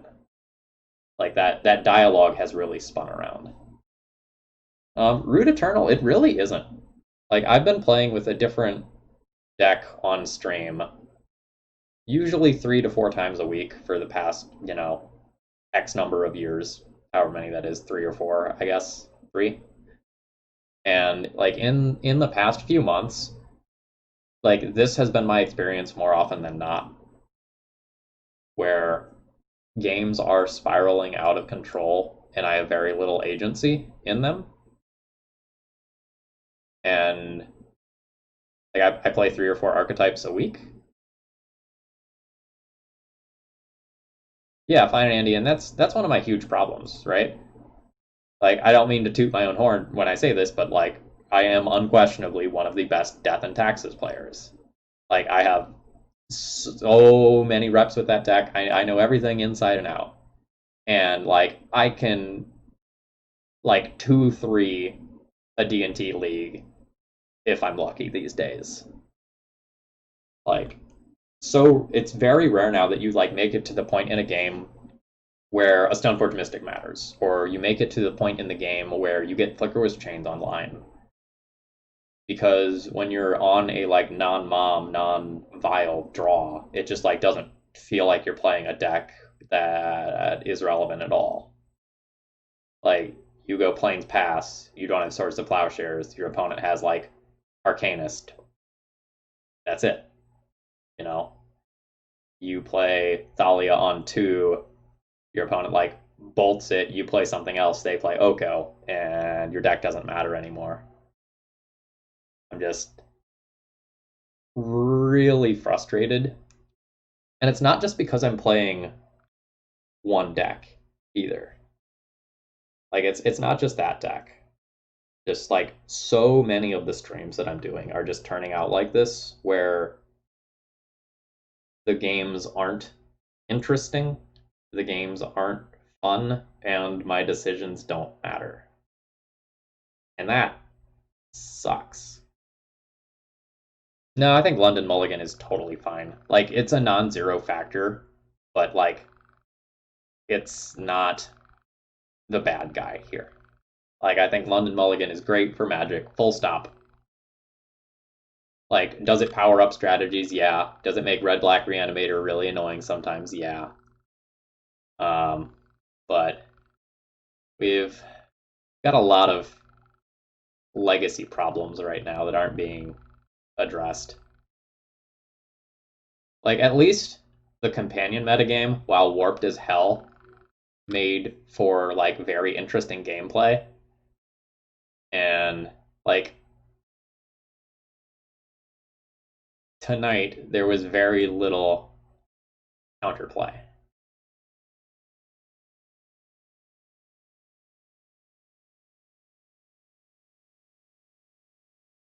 I don't know. Like,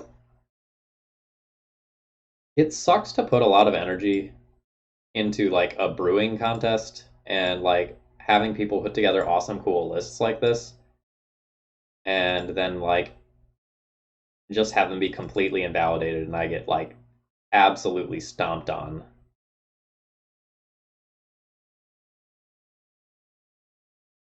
Like I know this isn't like the best legacy deck or anything, but like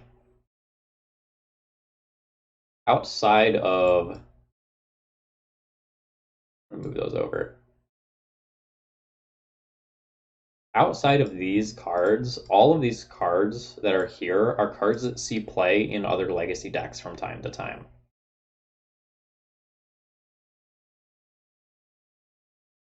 Like with this being the most fringe option. So like the power level of cards that I'm playing is like there, but like the power creep of the past year is really wearing on me now.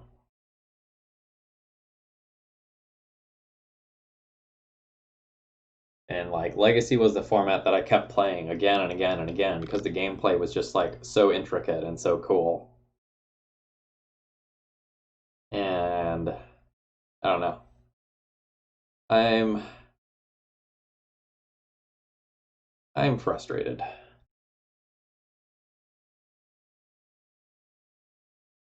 So we have one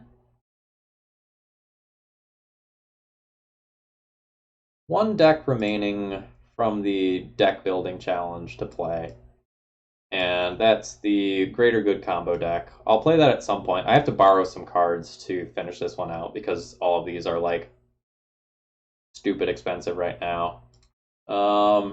And then otherwise, I have one, two, three, four, five, six, seven other things in the queue beyond that.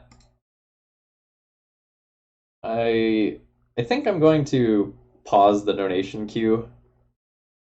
Like I have a whole bunch of decks that I need to stream at this point. Um, but I think I need to take a look at like how I'm doing content because it's really frustrating on my end to like play these decks that people want to see and just like sit down and complain about 2019 cards for most of the time because like when you're playing something fringe, you don't have a chance against them.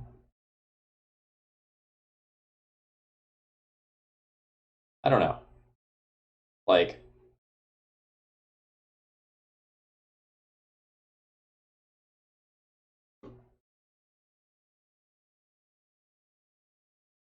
I don't even know if Uro is an anti-Delver card. Like I know that's true in some cases. But there's a lot of times where you spend 7 mana to get an Uro in play, and then your Delver opponent goes Pyroblast, swing for lethal, and it feels bad. Like I think I was talking to Brian about this on the last Eternal Glory podcast when he was playing with some Uro deck or other. Like he was boarding it out versus Delver because he just found that there were so many times where the Delver player answers it, and then you end up dying. And you can just win with other cards instead that require you to jump through fewer hoops and don't necessarily feel quite as bad when your opponent answers it.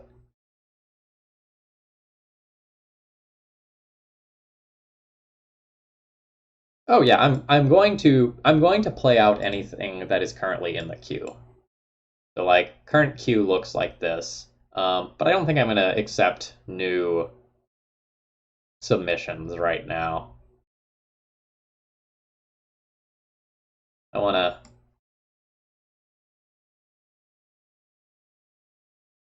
I wanna figure out some better way, or maybe wait for some of this stuff to blow over.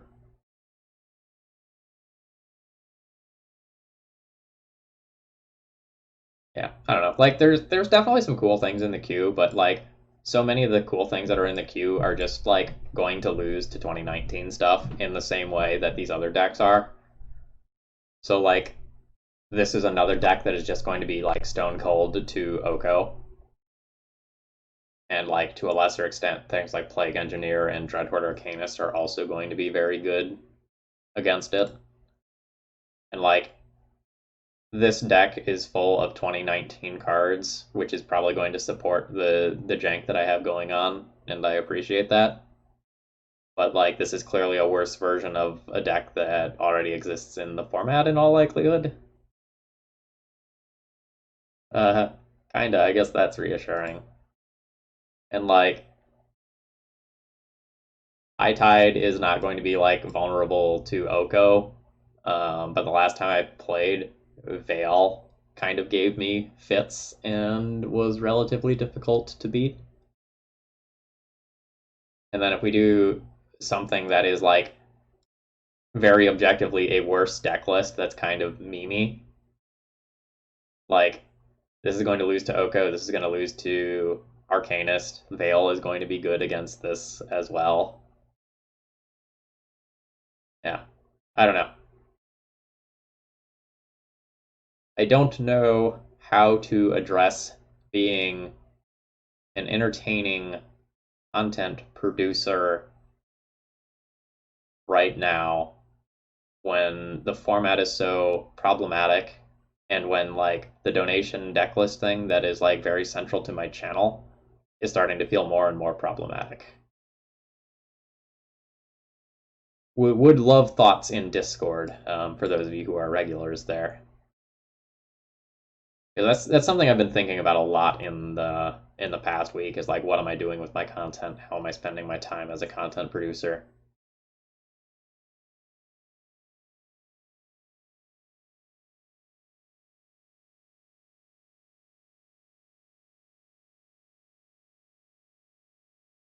I don't know. And like similarly, like can I even continue daily D&T if like I don't expect to cash the leagues that I'm playing in any given week? Like daily D&T is currently funded for 6 more weeks, but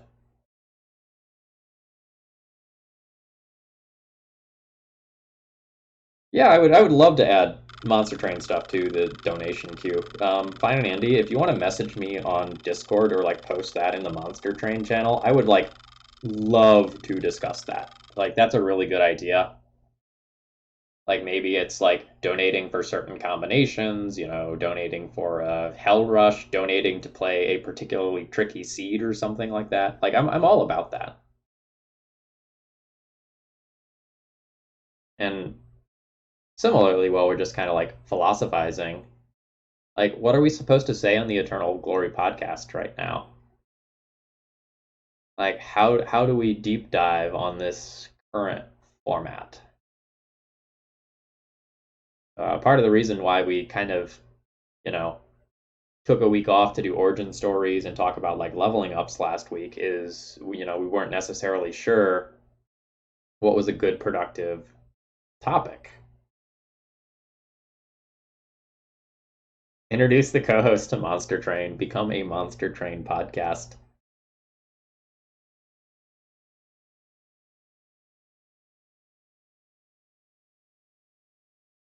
Yeah, I've said this before, but I really do not think that the Esper Vile deck is good. Like I know one player in particular has great results with the deck, but I really do not like that deck at a fundamental level. I often feel like you're building a house of cards where if you're disrupted at a critical point, there's very little that you actually get to do. And I feel like the mana base is atrocious, making your early game very volatile. And right now, the early game matters so much with cards like Oko and Dreadhorde Arcanist being like deal with me in a turn cycle or you lose the game levels of good, that I don't like playing decks where I'm prone to stumble early. I also don't think that Esper Vile is particularly viable as a deck for most players to play on Magic Online. The most common way that I win against Esper Vile is by my opponent's timing out. And I'm not really exaggerating at all.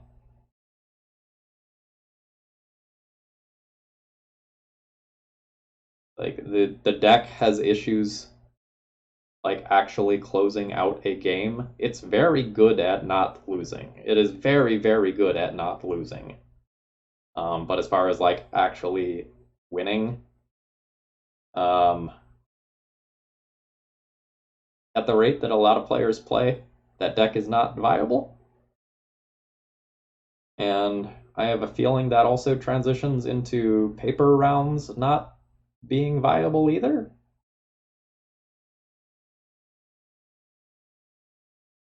Like I'd be more interested in playing goblins if I was going to explore a Vile deck. I think Muxus, Muxus.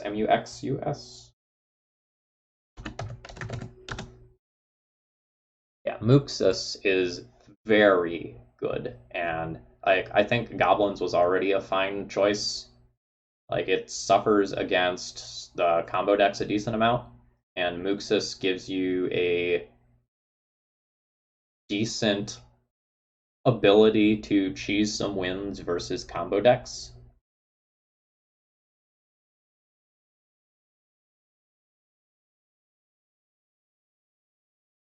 Like I've seen a lot of disgusting screenshots where people play turn one lackey and then turn two they just like hit the nuts and their opponent is very close to dead on turn two.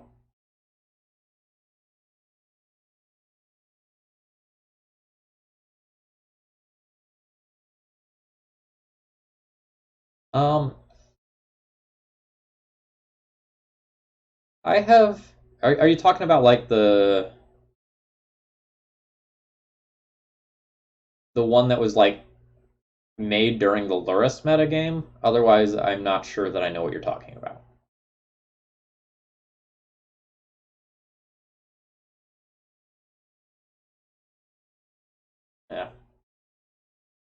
Red Hot, I don't think.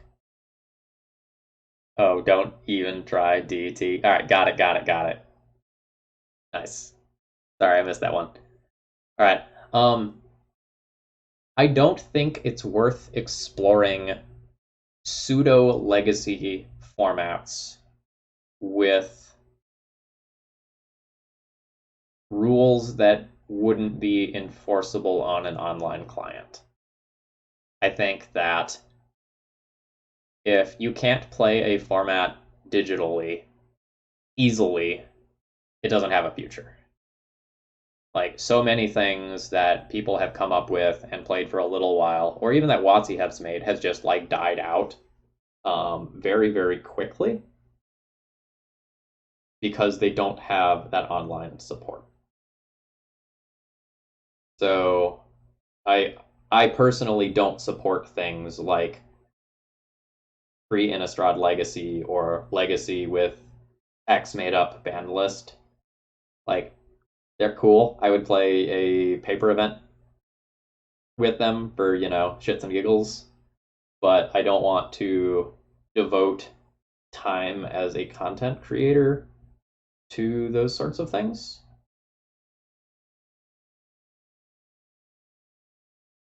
because like that's energy that doesn't go towards furthering my results in any premiere event if I wanted to play in them.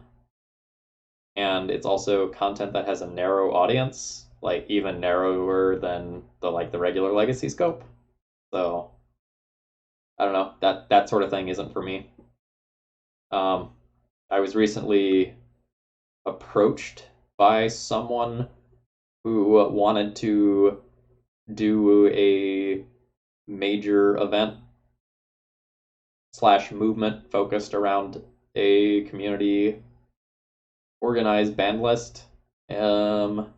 And like I listened to what they had to say and gave feedback, and then I declined getting involved with the project further.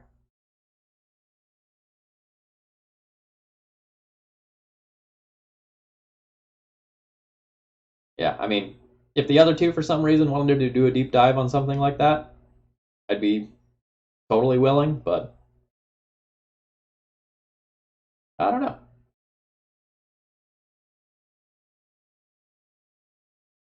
So I guess that was like kind of a week worth of pent up thoughts and frustrations. I hope that was like interesting to listen to. Maybe more interesting than like the actual gameplay that we got today. Nevertheless, I hope that it was entertaining. I think that's all I've got for today. I'll probably stream again at some point this weekend.